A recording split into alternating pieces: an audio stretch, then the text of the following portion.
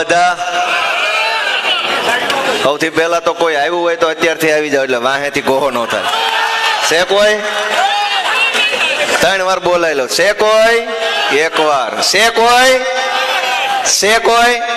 નથી. એટલે વાહેથી વચ્ચે ગોહો કરે ને બધું ડિસ્ટર્બ થાય છે.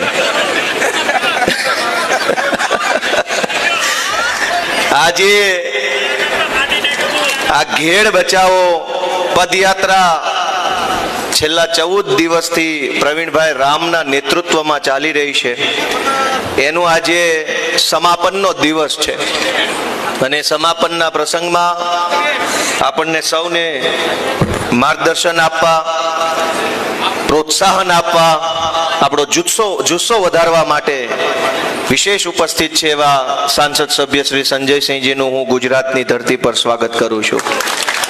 આપણા સૌના આદરણીય નેતા માનની ઈશુદાનભાઈ, માનની રાજુભાઈ કરપડા, માનની સાગરભાઈ, માનની રાજુભાઈ બોરખતરિયા, માનની રેશમાબેન, માનની કાયનાતબેન, બધા જ મંચ ઉપર ઉપસ્થિત આગેવાન શ્રીઓ બધાનો હું સ્વાગત કરું છું. આજે પ્રવીણભાઈ રામ 14 દિવસ સુધી ચાલતા એક ગામડે ફરતા અહીંયા બામણાસા પહોંચ્યા છે અને 14મા દિવસના અંતે આજે આપણે બધા અહીંયા ભેગા થયા છીએ. આ 14 દિવસ દરમિયાન અનેક તકલીફો આવી, સભાઓ ન થાય એવા પ્રયત્નો ભાજપના માણસો અને કોંગ્રેસના માણસોએ કર્યા, સભાને ડિસ્ટર્બ કરવાની કોશિશો કરી, અનેક પ્રકારના ષડયંત્ર, કાવા દાવા બધું જ કર્યા પછી પણ જેના હૈયે ખેડૂતનું હિત હોય, જેની દાનત હારી હોય, એનો રથ તો રામ હાકે અને એનો રથ રામ ઠેકાણે પોગાડે. એમ પ્રવીણ રામનો રથ ભગવાન રામે ઠેકાણે પોગાડ્યો છે. કેમ કે એની દાનત ખરાબ હોત ને તો આ ઠેકાણે ન પોગી શકાય. કદાચ આપણે નો કાંઈ કરી શકીએ, આપણે નાના પડીએ, પણ 1000 હાથ વાળો તો ખોટી દાનત વાળો હોય ને ઊભો રાખી દે, માપમાં રેજે વાલા. પણ પ્રવીણભાઈ રામ પહેલા દિવસે મને મળ્યા, મને પાક્કું યાદ છે, એમણે કીધું કે ઘેડના પ્રશ્ન બાબતે ગોપાલભાઈ પદયાત્રા કરવાનું આયોજન વિચાર્યું છે, તમે એમાં હાજરી આપશો? આવી મારીને એની વાત થયેલી ત્યારે એમણે મને કીધેલું કે અંદાજે 10 દિવસનું આયોજન છે. મેં કીધું પ્રવીણભાઈ હું તો આવીશ જ, આપણી વાત છે, આપણા વિસ્તારની વાત છે, તમે અમારા આગેવાન છો, તમે જે કરશો એમાં આવશું, પણ 10 ને બદલે 5 દી વધારો તો. એટલે એને કીધું કે તો હું 15 દિવસની પદયાત્રા કરીશ. આ વાત પાક્કી છે, માતાજીના સ્થાનકમાં ઉભા રહીને બોલીએ છીએ. મારે આ વાત એટલા માટે ઉલ્લેખ કરવો છે કે આજના સમયમાં એવો કોણ નેતા છે જે જનતા માટે થઈને વેઠે પગના તળિયાએ ફાડી નાખે ને જોડાય ફાડી નાખે, એવો કોણ નેતા છે? મારીને આપણને ફાડી નાખે એવા ઘણા છે, પણ પોતાના જોડા ફાડી નાખે, પોતાના પગ છોલી નાખે એવા નેતા કોણ? પ્રવીણ રામ છે, ઈશુદાન ગઢવી છે, રાજુભાઈ કરપડા છે, કે જે સમાજ માટે, જનતા માટે લડાઈ લડે છે. આજ જનતાને દબાવવા વાળા તો અનેક નેતાઓ છે, જનતાની આંખમાં ધૂળ નાખવા વાળા અનેક નેતાઓ છે, ખેડૂત કરીને ચિત્ર વિચિત્ર ફાળિયા પહેરીને રખડવા વાળા ઘણાય છે, પણ ખરેખર ખેડૂત માટે લડવા વાળા કેટલા છે? અને અમારા તો જન્મ પહેલા એ બધા નેતા જ હતા ને. આજ અમને સવાલ પૂછે છે એનો ક્યાં ના છે? ગુજરાતની રાજનીતિનો ઇતિહાસ છે. અમારી હમણાં બધાએ સોશિયલ મીડિયામાં ને ટીવીમાં ને બધાને આમાં તો વકરો થતો હોય એટલે ઘણા એવું કરતા હોય, પણ ખૂબ એમ કે ભાઈ ગોપાલ ઇટાલિયા અસહિષ્ણુ થઈ ગયા, આવું ન હાલે ને એને સવાલ પૂછે તો વિનમ્રતા જવાબ દેવો જોઈએ ને આમ ને તેમ ને એવો દેકારો કર્યો છે કે જાણે કંઈક નાનું મરણ થઈ ગયું હોય. મારે એમને કહેવું છે કે ગુજરાતની રાજનીતિના ઇતિહાસમાં પ્રશ્ન પૂછવા વાળાને માયક હોપવાનું કામ જ અમે ચાલુ કર્યું છે. કોની સભામાં ઉભા થઈને માઇક આપે છે? અમારી દરેક સભામાં માઇક આપે છે. મોટા ભાઈ માઇક વગર બોલવાનું નથી, બાપુજીના હામ છે, જો એમના બોલો. દીધું કે ન દીધું માઇક? દરેક સભામાં માઇક આપ્યું. અમે જો માઇક ન આપ્યું તો હું બોલ્યો મોબાઈલના રેકોર્ડિંગમાં આવવાનું હતું? અમે તો સાંભળવા વાળા માણસો છીએ, માઇકમાં સાંભળવા વાળા માણસો છે. પણ મારો પ્રશ્ન એ છે કે અમારો જન્મ થયો મારો ને પ્રવીણ રામનો, એ પહેલાથી જે નેતા હતા ને એના એ જ અત્યારે નેતા છે. અમારા જન્મ પહેલાનો પ્રશ્ન અમે આ વિધાનસભા સુધી પહોંચ્યા ત્યાં સુધી તમારથી નથી નિકાલ થયો. તો હવે અમને સવાલ પૂછવાને બદલે કઈક ગમે એ રસ્તો કરો, નીકળો અહીંથી ને અમારો વારો આવવા દો એટલે તરત અમે કરવા માંડીએ કામ જે ચાલુ છે એ. અમારા જે હું 35 વર્ષનો છું, આજથી 35 વર્ષ પહેલા વિધાનસભાના વિપક્ષના નેતા કોણ હતા, ધારાસભ્યો કોણ હતા, સાંસદ સભ્યો કોણ હતા, ઈના ઈ જ આજે છે. ઈના ઈ 35 વર્ષથી નેતા છે. અહીંયા 35 વર્ષથી પાણી ભરાય છે અને બધું એમનું એમ છે. નવું શું થયું તો કે નવું પ્રવીણ રામ જેવું નેતૃત્વ આપણને મળ્યું, રાજુભાઈ કરપડા જેવું નેતૃત્વ મળ્યું. અને આ નવા નેતા આવ્યા, એ નવી વાત લઈને આવ્યા, નવો જોમ લાવ્યા, નવો જુસ્સો લાવ્યા, નવો વિચાર લઈને આવ્યા. ઈ વાતનું પેટમાં તેલ રેડાય છે બધાને. આ ક્યાંથી આવ્યા? ઓહો, બધું રાગે પડી ગયું હતું ભાજપનું કોંગ્રેસનું. 60 ની યોજનામાં 60% ભાજપના 40 કોંગ્રેસના. ઓહો ઓહો હતું. એમાં પ્રવીણ રામ ને રાજુ કરપડા ને ઈશુદાન ને ક્યાંથી આવ્યા? ઈ વાતનો એમને હરાવો જાય છે. તમે વિચાર કરો, ગુજરાતના ખેડૂતો વિચારે અમે શું લઈ લીધું, ગુજરાતમાંથી શું લઈ લીધું, અમે શું ખાઈ ગયા, કઈ યોજનામાં ભ્રષ્ટાચાર કર્યો, કોનું ગળું દબાવ્યું, કોની જમીન પચાવી લીધી, કયું ગૌચર દબાવ્યું, ક્યાંથી રેતી કાઢી, ક્યાંથી કોલસો ઉપાડ્યો. અમે તો ગુજરાતની ગેરકાયદેસર કામોની લિસ્ટમાં જેટલા કામ આવતા ને એમાંથી એક પણ કામ જેણે ન કર્યું હોય ને એવા ધોળા બાચકા જેવા માણસો અહીં બેઠા છે. અમે કુજળા માણસો છે. અમે કોઈ એવું ખોટું કામ નથી કર્યું. ભાજપ વાળા ને કોંગ્રેસ વાળા બે ભેગા મળીને અમારા ટાંટિયા ખેંચવા પડે. છતાંય હું કામ ખેંચે છે? 60 ની યોજના ઉઘાડી પડી રહી છે. કે આ પ્રવીણભાઈ બોલે, પેલું કયું ગામ હતું પ્રવીણભાઈ, ટાયર ટીંગાણા, માધડી, ટાયરે ટીંગાઈને માણસો નદીઓ. કેવડો વિકાસ ગુજરાતનો. આ વિકાસ પ્રવીણભાઈ રામે આખા ગુજરાતને બતાવ્યો ને એમાં એના પેટમાં તેલ રેડાય છે કે પ્રવીણભાઈએ વિકાસ બતાવી છે નો દીધો, અને હંગરીને રાખવાનો હતો. હું વિધાનસભામાં ગયો તો ન્યાનો વિકાસ મેં બધાને બતાવ્યો. ત્યાં એકનો એક પ્રશ્ન 40 વખત પૂછે છે. જોયો કે ન જોયો તમે બધાએ? પ્રવીણભાઈએ ટાયર વાળો વિકાસ બતાવ્યો, મેં પ્રશ્ન વાળો. જેટલું 40 વર્ષથી હંગરીને રાખ્યું છે ને એ અમે ખુલ્લું પાડ્યું ને એ વાતનો એને છે ને પેટમાં તેલ રેડાય છે. અમે આજ ઘેડનો પ્રશ્ન લઈને પ્રવીણભાઈ રામના નેતૃત્વમાં નીકળ્યા. પ્રવીણભાઈ ગામડે જઈને પોતે જોયું, નજરે જોયું ખેતરમાં કેવી રીતે પાણી આવે તો કેવી પરિસ્થિતિ થાય છે. ધોવાઈ જાય છે, ખેતરોનો પટ ધોવાઈ જાય છે, શેઢા ધોવાઈ જાય છે. કોઈ ખેતરોમાં પાણી ભર્યું રહે છે, ચોમાસામાં વાવેતર નથી થતું. કોઈ ખેતરોમાં તો એટલું ભર્યું રહે છે કે શિયાળામાં ચણાઈ નથી થતા. આ બધી પરિસ્થિતિ જેણે નજરે જોઈ, એ નજરે જોયેલી પરિસ્થિતિ અમારા માધ્યમથી આમ આદમી પાર્ટીમાં ધારાસભ્યો છે. આજે કાલે 2 દિવસ 5 દિવસ પછી વિધાનસભામાં પહોંચશે, ગુજરાતના બીજા છેડા સુધી ઘેડનો પ્રશ્ન પહોંચાડશે. આ પ્લેટફોર્મ એક બની રહ્યું છે. એ વાતમાં કેટલાક હવનમાં હાડકા નાખે છે. આજે મારે તમને વિનંતી કરવી છે કે નિર્ણય તમારા હાથમાં છે. અમે તો સંઘર્ષ કરીએ છીએ 10 વર્ષથી. પ્રવીણભાઈ રામ તો મારા કરતા પહેલા 2015 થી સંઘર્ષના રસ્તામાં હતા. એ વખતે ઇકોઝોનની લડાઈ ચલાવતા હતા, જ્યારે અમને કોઈને કાંઈ ખબર નહોતી. ત્યારના લડાઈ લડે છે. ઈશુદાનભાઈ ખેડૂતો માટે વર્ષોથી અવાજ ઉઠાવે છે. અમે બધા રાજકારણમાં આવ્યા શું કામ? હવના ધંધામાં સેટ હતા, વ્યવસ્થિત જિંદગી હતી, વ્યવસ્થિત નોકરી હતી, વ્યવસ્થિત કમાણી હતી, અને કોઈ જવાબદારી કઈ એવડી મોટી અમારા માથે નહોતી. છતાંય અમે બધાય એક પીડા લઈને રાજકારણના રસ્તે આવ્યા છીએ કે આપણા ગુજરાતનું, આપણા ગામડાનું, આપણા ખેડૂતોનું, આપણા છોકરાઓનું ઘણું અન્યાય થઈ રહ્યો છે. એમની હારે ઘણું ખોટું થઈ રહ્યું છે. કોઈ લડવા વાળું નથી. કોંગ્રેસ વાળાને વિપક્ષની જવાબદારી આખા ગુજરાતે વર્ષો સુધી સોંપી, પણ હું કામ કર્યું એની મારે કઈ અહીંયા ચર્ચા નથી કરવી. આજ અમે આખા ગુજરાતના છેડે સુધી જ્યાં જે પ્રશ્નો જે ઉઠાવવાનું કામ આમ આદમી પાર્ટી કરે છે. અમારા રાજુભાઈ કરપડા સવારે પાટણમાં હોય તો સાંજે સુરેન્દ્રનગરમાં હોય, બીજા દિવસે સવારે રાજકોટમાં હોય. એટલી ટ્રાવેલિંગ કરીને લોકોને મળે છે. ઈશુદાનભાઈની ફેસબુક ઉપર જઈને જોશો તમને ખબર પડશે કેટલી મુસાફરી કરે છે.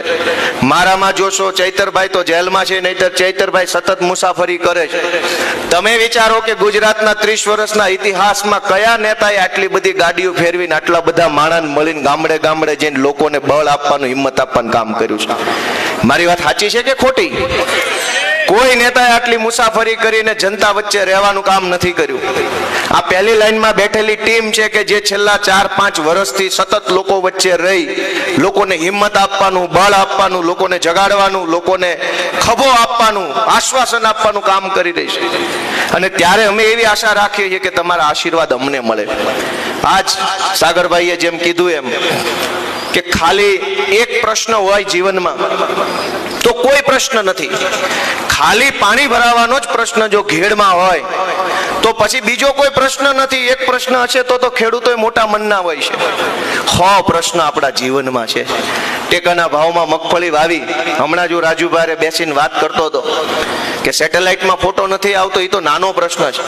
સૌથી મોટો પ્રશ્ન એ છે કે ટેકાના આજથી 15-20 વર્ષ કરતા પાછળ જાઓ ત્યારે મોટા ભાગની માંડવી બજારમાં વેચાઈ જતી હતી ને ખેડૂતને 2 પૈસા વધે ઈ ભાવે જતી હતી. વાત સાચી છે ખોટી?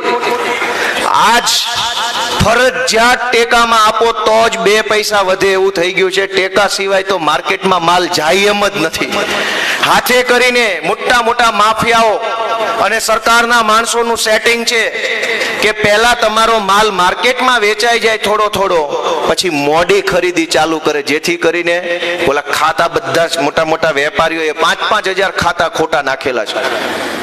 ખોટા ખાતા 5-5 હજારનું રજીસ્ટ્રેશન ભાજપના માણસોએ કરાવી નાખ્યું હોય. અલગ અલગ હજારો લોકોની જમીનોનું મગફળીમાં રજીસ્ટ્રેશન કરાવી નાખે. એના ફોટા સેટેલાઇટમાં નથી આવતા. ખોટી હાથબારું જમા કરાવી દીધી છે.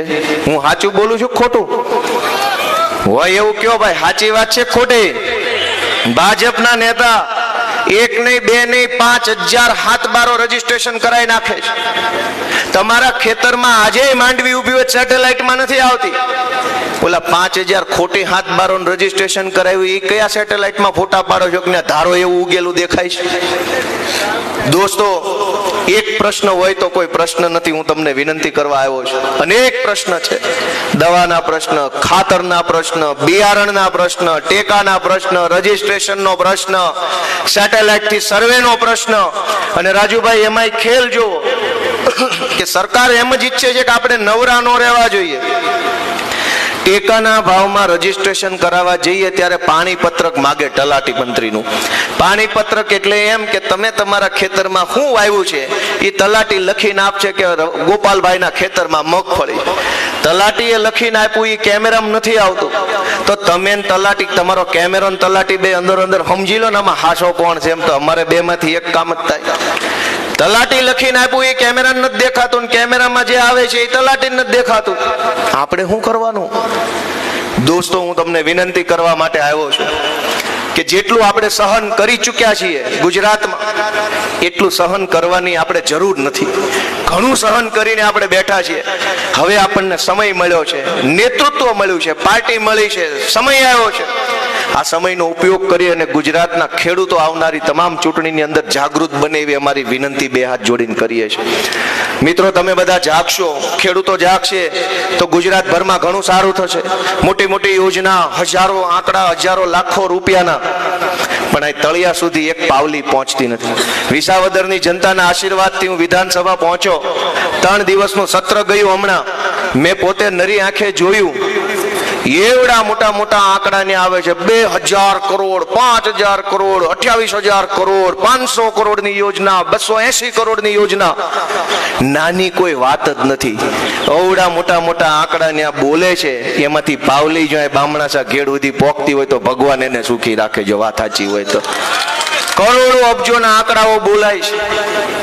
અહીં પાવલી આવતી નથી. 50-20 વર્ષ પહેલાની, તમે 20-25 વર્ષથી, આમ તો ગુજરાતમાં 30-35 વર્ષથી ભાજપની સરકાર છે. ખાલી એક વાત મનમાં વિચારો. આજથી 20 વર્ષ પહેલા આપણા બધામાંથી મોટા ભાગના લોકોએ જ્યારે ભાજપને મત આપવાનું શરૂ કર્યું કે હવે પછી ભાજપ ભાજપ ભાજપ, ઈ 20 વર્ષ પહેલા તમે જે ભાજપના નેતાને પહેલી વાર મત આપ્યો, ઈ નેતા ને એના છોકરા ક્યાં છે? અને 20 વર્ષ પછી તમે ને તમારા છોકરા ક્યાં છે? એટલું જોઈ લેવાનું તો વિકાસ કોનો થયો ની ખબર પડી જાય. તમે જેને મત આપ્યો એના છોકરા ક્યાં, તમારા છોકરા ક્યાં, આટલું વિચારશો તો આઈડિયા આવશે કે વિકાસ કોનો થયો, 2 નંબરિયાઓનો થયો કે પરસેવો પાડનારાનો થયો. મિત્રો, અમે તમને વિનંતી કરવા આવ્યા છીએ. આજે જાજુ બોલવાનો મારો વિષય નથી. પ્રવીણભાઈ, રામ, ઈશુદાનભાઈ બધા આપણા ધુરંધર માણસો બેઠા છે, ત્યારે મારી એટલી જ વિનંતી છે કે અમે છોકરાઓ બહુ મોટી લડાઈ લડી રહ્યા છે. નાના માણસોએ થઈને બહુ મોટી હિંમત ભરી લીધી છે. અમે મોટી બાત ભરી લીધી છે. અમારી ઉંમર શું છે? પ્રવીણભાઈ, રામ, ગોપાલભાઈ, રાજુભાઈની ઉંમર શું છે? અમે ત્રણેય 35-36 વર્ષના આસપાસના માણસો છીએ. 35-36 વર્ષે અમે અવડી મોટી ભાજપની 40 વર્ષ જૂની સરકાર સામે મોરો મારી દીધો છે. હવે તમારે અમારી આબરૂ રાખવાની જવાબદારી તમારી છે. છેલ્લા 35 વર્ષથી ગુજરાતમાં ભાજપની સામે કોઈ અવાજ ઉભો નથી થયો, અને 35 વર્ષના જુવાનિયા ઉભા થયા છે. એની આબરૂ જાળવજો, એનું બાવડું જાળજો, એના માથે તમારો આશીર્વાદ ભરેલો હાથ મૂકજો, એ હું તમને બધાને વિનંતી કરતો જાઉં છું. જય કિસાન. સૌ પ્રથમ આ ક્રાંતિનો મંચ છે, આ યુદ્ધનું મંચ છે, અને આ મંચ ઉપર બિરાજેલ દરેક ક્રાંતિકારી એવા ભાઈ રાજુભાઈ, સાગરભાઈ, સામતભાઈ, કાયનાતબેન, બહુ બધા ક્રાંતિકારીઓ છે. બધાના નામ લેવા બેસીશ પણ માફ કરજો, બધા ક્રાંતિકારીઓ છે અને દરેકને નતમસ્તક વંદન કરું છું. પણ આ ક્રાંતિમાં કોઈ બળ પૂરું પાડતું હોય, આ ક્રાંતિમાં કોઈ હિંમત પૂરું પાડતું હોય ને ટેકો પૂરું પાડતું હોય ને તો આ જનતા જનાર્દન છે, આ મારો ખેડૂત છે. આ ખેડૂત માટે જોરદાર તાળીઓ વગાડી દો. બે હાથ ઊંચા કરીને માં ભૌમને યાદ કરવાના છે. બોલો ભારત માતા કી. બે હાથ ઊંચા કરીને આપણે ભાજપના કાન સુધી પોગાડવાનું છે. આપણે ખાલી ગાંધીનગર નહીં, દિલ્હી સુધી અવાજ પહોંચાડવાનો છે.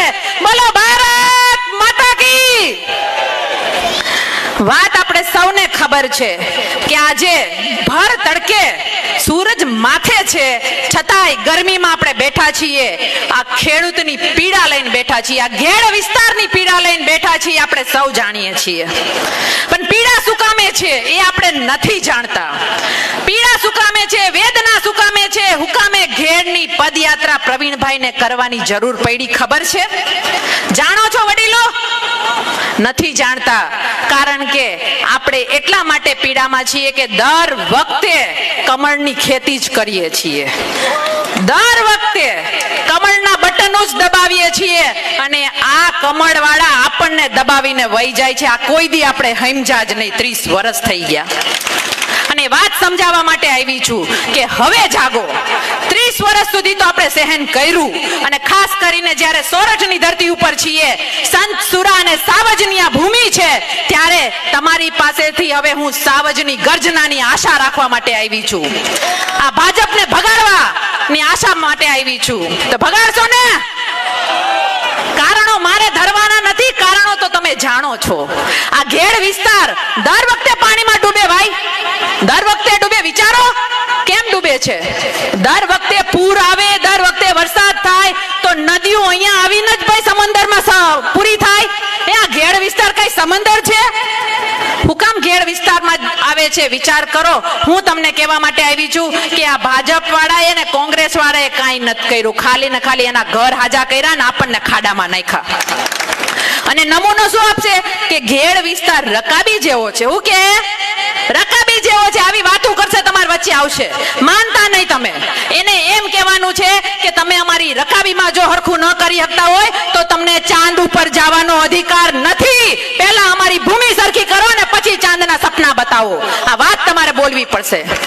બધુંય થઈ જાય છે, સમુદ્રમાં નાળા થઈ જાય છે, સમુદ્રમાં ટ્રેનો દોડે છે, સમુદ્રમાં પ્લેન ઉડે છે, સમુદ્રમાં બંગલા થઈ જાય છે. તો ભાઈ આપણા ઘેડ વિસ્તારનો સમસ્યા કેમ નથી હરખી થતી? ભાજપથી આ સવાલ પૂછતા થઈ જાઓ. આ વાસ્તવિકતા છે. દર વખતે જ્યારે પૂર આવે ત્યારે ખાલી વાતો થાય, વાતો થાય ને પકોડા તરાય. આનાથી વિશેષ કઈ થતું નથી. આપણે બધા થાયકા આવે તો. અને મને એક વાતથી તો ખાસ નફરત છે, અને હવે આવું તમે દ્રશ્યો જોવો ને ત્યારે બોલતા થઈ જાજો કે આ ભાજપ વાળા આવશે, ઘેડમાંય આવશે, પાણીમાં આટાઈ મારશે. હવે તો પેલા તો હેલિકોપ્ટર લઈને આવતા હતા. શું કરતા હતા? હેલિકોપ્ટર લઈને. અને એમ કે અમે હેલિકોપ્ટરમાં સર્વે કર્યું. સાંભળજો, હું કે અમે હેલિકોપ્ટરમાં ઓબ્ઝર્વેશન કર્યું. ખેડૂતો દુખી છે, એની પીડા સમજી. મારી માતાઓ બહેનો પરેશાન છે, ધાન ધોવાઈ ગયા છે, ખાવા મુઠ્ઠી ધાન નથી રહ્યા, ઘરની ઘર વખરી. અમે બધું સર્વે કર્યું. એને કઈ પાણીમાં ઉતરો ને તો ખબર પડે. તો પાણીમાં ઉતરવાની વાત કરતા કરતા 30 વર્ષ વયા ગયા. તો હવે હવે ઉતરા છે પાણીમાં, પણ હું કામે? ફોટો પાડવા માટે. શું કામે? ફોટો પાડવા માટે. ફોટા પાડશે અને બધે મૂકશે, કારણ કે પૈસા છે, બહુ બધી શક્તિ છે, માર્કેટિંગ કરે. આપણા રૂપિયા ત્યાં જ જાય છે. આપણા રૂપિયા ઘેડ બચાવવામાં નથી જતા. આપણા રૂપિયા ક્યાં જાય? મોટા મોટા બેનરોમાં, હારી હારી વાતોમાં ફોટા છાપવામાં જાય છે. એટલે આપણા ઘેડ વિસ્તારમાં આવી અને ફોટા પાડવાનું કામ આ ભાજપે કર્યું છે ને, એને આપણે ભોઠા પાડવાનું કામ કરવાનું છે, ઘર ભેગા કરીને. તો આ કામ કરશો ને, બધાયનો મને હોકાર જોઈએ. અહીંયા હાવજો બેઠા છે, આ હાવજો, આ ગીધડો સામે લડવાનું છે, આ ભાજપ સામે લડવાનું છે. આ હુકાર કરવા માટે આવી છું, મારા વડીલો, હુકાર કરવા માટે આવી છું. અસંખ્ય પ્રશ્નો છે. ગુજરાતની વાત તો ભૂલી જાવ, આપણું આંગણું ખાલી ખમખમ થઈ ગયું છે. દર વખતે હેરાન થઈએ છીએ. ગુજરાતની પીડા કહીશ ને તો તમને એમ થાય કે અત્યારે ઇલેક્શન કરો ને આ બધાને ઘર ભેગા કરો, તમને એવું થશે. કેટલી જગ્યાએ મોટા મોટા ઉદાહરણ તમને દઈ દઉં. ખાલી ખેડૂતોની પીડા તો છે જ, ખેડૂતોની તો વાત જ પૂછો માં. પણ આખા શહેર વિસ્તારમાં જાઓ કે આખા ગુજરાતમાં જાઓ ને, ન્યાય આવી પીડા છે. રોડ છે તો ક્યાં છે? ખાડામાં. રોડ ક્યાં છે? ખાડામાં. રોડ ખાઈ ગયા આપણા, રોડ ખાઈ ગયા. અત્યારે તમે વિચાર કરો કે બ્રિજ તૂટે છે ને પેપરો ફૂટે છે. ક્યાં ગયું તંત્ર? ક્યાં ગયું ભાજપ? વિચાર તો કરો. એટલું જ નહીં, ખાલી વાતો કરવા માટે નથી કહેતી, એ બ્રિજમાં દબાઈને મર્યા તો ખરા ને. તો શું કહે છે કે કટકો તૂટ્યો, એક કટકો તૂટ્યો, આવી વાતો કરે છે. તો હવે તમને લાગતું નથી કે આના પાપના ગળા ભરાઈ ગયા છે? આટલાથી નહીં ભૂલી જાઓ. આ લોકો અગ્નિકાંડો તમે જોયા? રાજકોટમાં અગ્નિકાંડમાં બાળીને છોકરાઓને મારી નાખ્યા, સુરતમાં દીકરાઓને બાળીને મારી નાખ્યા. કેમ ભાઈ? અગ્નિકાંડો અમે જ્યાં જાય ન્યાસ થાય છે. કાં વિધાનસભામાં નથી થતું? કાં મંત્રીઓના બંગલામાં નથી થતો? આપણે હવે એને કહેવાનું છે કે અમે બહુ અગ્નિકાંડમાં અમારા દીકરા હોમાતા જોયા. હવે જો તમે વિસાવદર વાળી કે હાવેડા વાળી નહીં માનો ને, તો અમે નેપાળ વાળી કરશું. આ વાત તમારે બોલવી પડશે, આ વાત તમારે બોલવી પડશે. કારણ કે હવે ધીરી ધીરી હાલવાથી નહીં થાય. હવે તો ડાભું માંડવી પડશે, ડાભું. તો અહીંયા વિધાનસભામાં પુગાડશો તમે આ બધાઈને, અને પુગાડવા પડશે. આજે તમે પ્રવીણભાઈના પગના છાલા જોવો, દુઃખ થાય. મને આ ઉદાહરણ આપતા દુઃખ થાય કે કોના માટે? આ જનતા માટે, જનતાને જગાડવા માટે પીડા અને સહન, વેદના સહન કરે છે. આ મારી માતાઓ, બહેનો, તમે બધા વિરલાઓ બધાય આજે ભર તડકે તમે હાલો છો અને તમારા પગની હાલત અમે જોઈએ છીએ ને, અમારા કાળજા કકડી જાય છે કે કેદી આપણે પાછા વળશું, કેદી પાછા વળશું. હવે તો વળો પાછા. એક ઓલા મોદીભાઈ હતા ત્યારે આવીને કહેતા, પણ ઈ વયા ગયા. વિકાસને અહીંયા જન્મ તો આપતા ગયા, પણ વયા ગયા ગુજરાતમાંથી. હવે તો સુધરી જાઓ.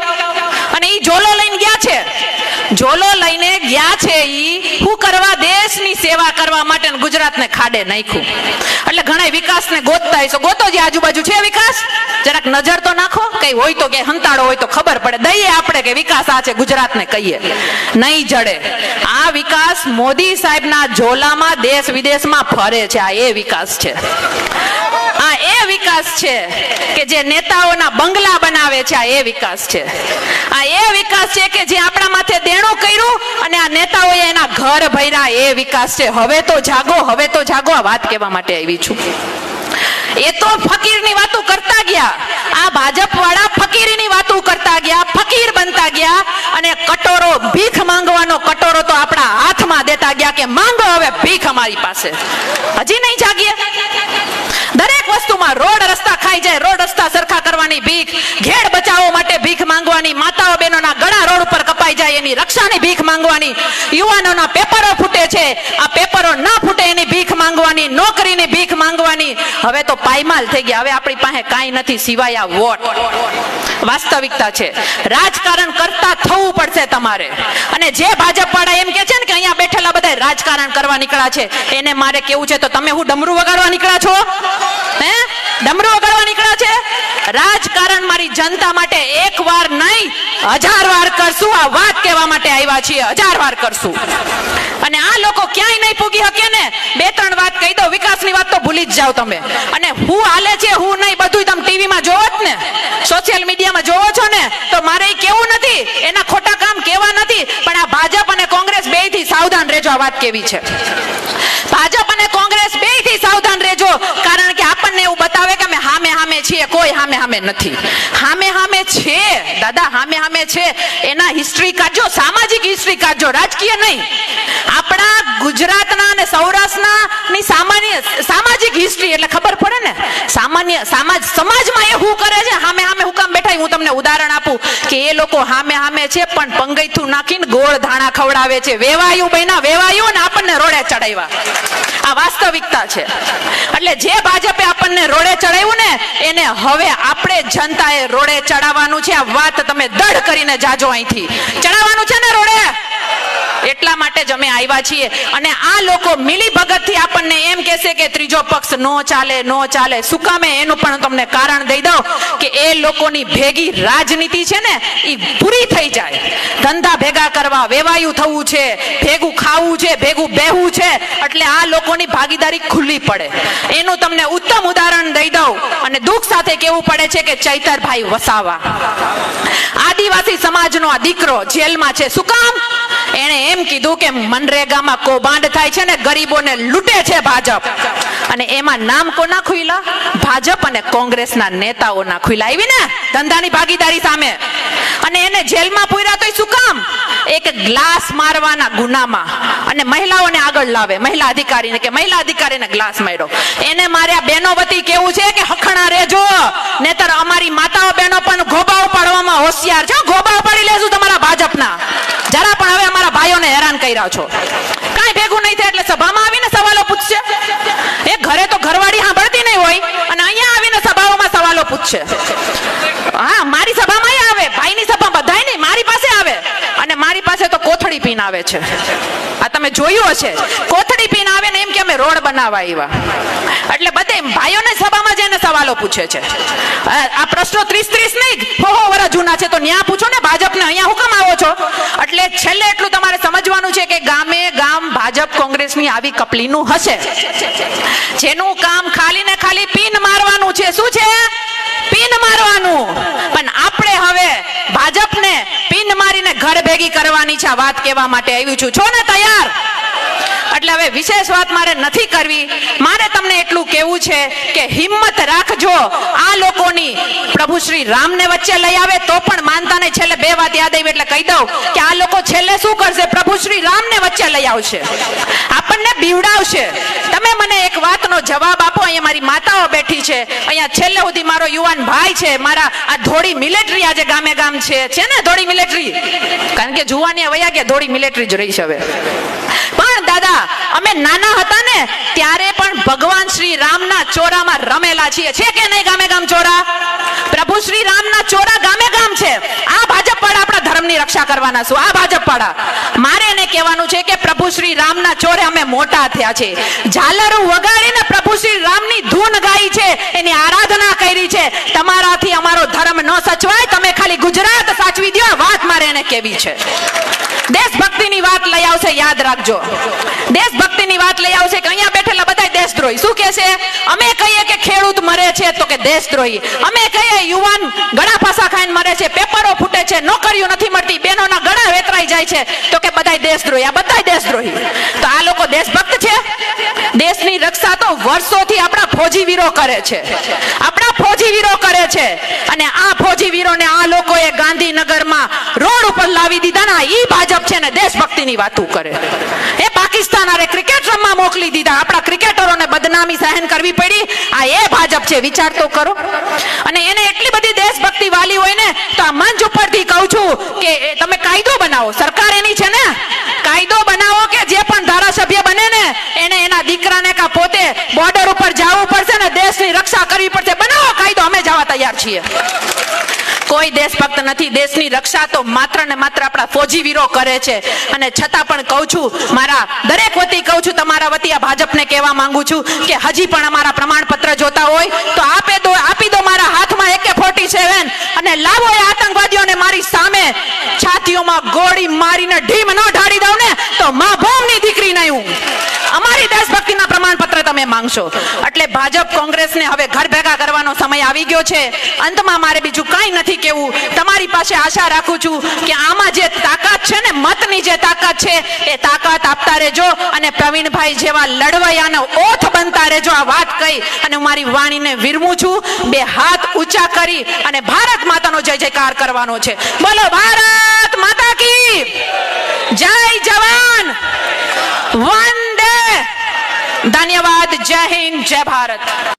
હમણાં જ વાત કરી, હું પણ ગઈકાલે રિયાલિટી ચેક કરવા માટે ગડોદરની આસપાસ મને પિયુષભાઈ લઈ ગયા હતા મગફળીની. આ મગફળીની વાત છે ને, બહુ મોટું કૌભાંડ છે, સમજો તમે. આ એવું ન સમજતા કે આ કોડાઓને સમજણ નથી પડતી હો. આપણે એમ કે અભણ છે ભાજપ વડા, અભણની પ્રજાતિ છે, સમજદાર નથી. એવું નથી. જો એ સમજદાર ન હોય ને તો કોડા ફોર્ચ્યુનરો લઈને ફરતા ન હોય. કમલમણો બનાવ્યા, એમાં તમે પાણીનું ટીપું જોયું? કમલમની છત પડી હોય એવું જોયું? એવો બ્રેકિંગ ન્યૂઝ આવ્યો કે આજે કમલમની છત પડીને ભાજપના નેતા બેઠા હતા, માંડ માંડ રહ્યા, એવું કઈ જોયું? કોડાઓને બધી ખબર પડે છે. પણ માનનીય સંજયસિંહજી બેઠા છે અને હું કહીશ કે સંજયસિंहजी, ये मुद्दा इतना बड़ा है कि आप इसको संसद में भी उठा सकते हैं. અમને અત્યારે સત્તા નથી સંસદમાં અહીંયાથી ઉઠાવવાની, બાકી ખબર પડે ભાજપના ઈ મૂર્તિઓને કે સંસદમાં શું ચીજ ચાલી રહી છે સાહેબ. પણ તકલીફ એ વાતની છે, સાગરભાઈ હમણાં વાત કરી એમ, ભાવ નો આપે, ખાતર નો આપે, ખાતરની સાથે નેનો બટકાવે, બરોબર, બિયારણ નકલી આપે, દવા નકલી આપે, અધિકારીઓ નકલી આપે, કચેરી નકલી આપે, અને છતાંય બટન કમરનું દબાવે તો બચાવશે કોણ? એ મને વિચાર આવે છે. તમે કલ્પના કરો. પણ મારે કેવું છે, माननीय संजय सिंह जी यहाँ उपस्थित है. संजय सिंह जी, इन्होंने क्या किया है ये आप संसद में भी उठा सकते हैं. बहुत बड़ा मुद्दा है. यहाँ का सांसद खुद केंद्रीय मंत्री मनसुख मांडविया जी है, और उन्होंने कहा था कि मैं घेर का विस्तार को चैलेंज देता हूं, मैं उनको आश्वासन देता हूं, हजारों करोड़ का बजट लेकर घेर का विकास करूंगा. आવું કીધું તું કે નહોતું કીધું? જોરથી બોલો, કીધું તું કે નહોતું કીધું? એની ખબર નથી, પણ પ્રવીણભાઈના પગમાં ફોડા તમે ને મેં જોયા જ સાહેબ. આજે આમ આદમી પાર્ટીના યુવા ચહેરાઓની ટીમ જુઓ તમે, ગલોલા જેવી છે કે નથી? એક થી એક ચડિયાતું છે કે નથી? આમ નજર કરો એટલે ગોપાલ ઇટાલિયા હોય, આમ બાજુમાં નજર કરો તો સાગર રબારી હોય, પ્રવીણ રામ હોય, રાજુ કરપડા હોય, શામત ગઢવી હોય, આવા સેંકડો યુવાનો તૈયાર થયા છે. મિત્રો, મારું સપનું છે માત્ર ગુજરાતમાં ઈશુદાન ગઢવી કે ગોપાલ ઇટાલિયા નહીં, મારે 1 લાખ ક્રાંતિકારી ગોપાલની ઈશુદાન તૈયાર કરવા છે. તમારી લડાઈ તમને લડતા કરવી છે સાહેબ. પણ વાત હું જે કરી રહ્યો હતો એ હતી કે માનनीय संजय सिंह जी, यहाँ पे अभी मूंगफली को एमएसपी के भाव से रजिस्ट्रेशन कराया जा रहा है. मूंगफली का भाव है 1452 रुपया. 1452 रुपये भाव है. गुजरात सरकार ने रजिस्ट्रेशन ऑनलाइन करवाया, उसमें तलाटी का सिक्को है, ग्राम सेवक का सिक्को है, सब डिटेल भरी हुई है. फिर इन लोगों को भी मुद्दा आया कि यार ये तलाटी तो गलत भी हो सकता है, किसान भी गलत हो सकता है. उन्होंने सैटेलाइट से चेक किया कि यहाँ मूंगफली है कि नहीं है. और ताजुब की बात है, मैंने कल रियलिटी चेक की मारिया मियाना में, किसान ने रजिस्ट्रेशन करवाया 100-150 रुपया देकर. रजिस्ट्रेशन करवा के किसान को मैसेज आया कि आपने रजिस्ट्रेशन करवाया लेकिन आपके खेत में मूंगफली नहीं है, हमने सैटेलाइट से देखा. बोलो गुरु घंटालो. और मैंने यह देखा कि वहां पे पूरी मूंगफली ऑनलाइन भी थी. सैटेलाइट तो दिखे ना दिखे, लेकिन ग्राउंड पे किसान था. उस किसान की रियलिटी चेक की तो ये पूरा फर्जीवाड़ा है. હવે ફરજીવાળો કેમ છે એ તમને કહી દઉં મિત્રો.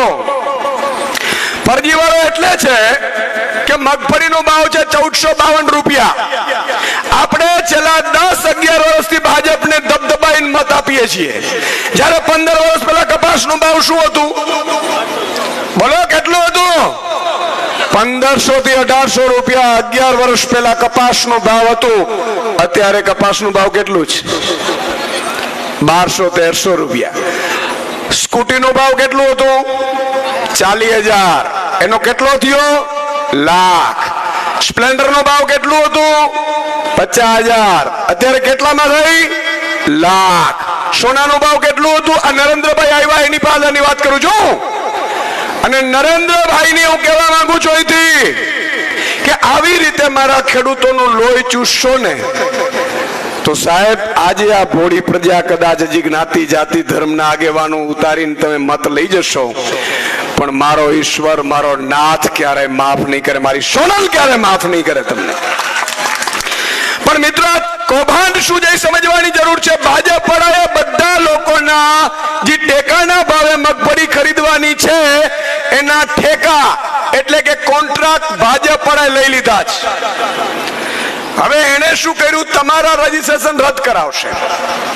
તમારા રદ કરાવશે, ભાજપ વાળા રજીસ્ટ્રેશન કરાવશે, પછી તમને કહેશે કે 900,000 રૂપિયામાં આપી દો.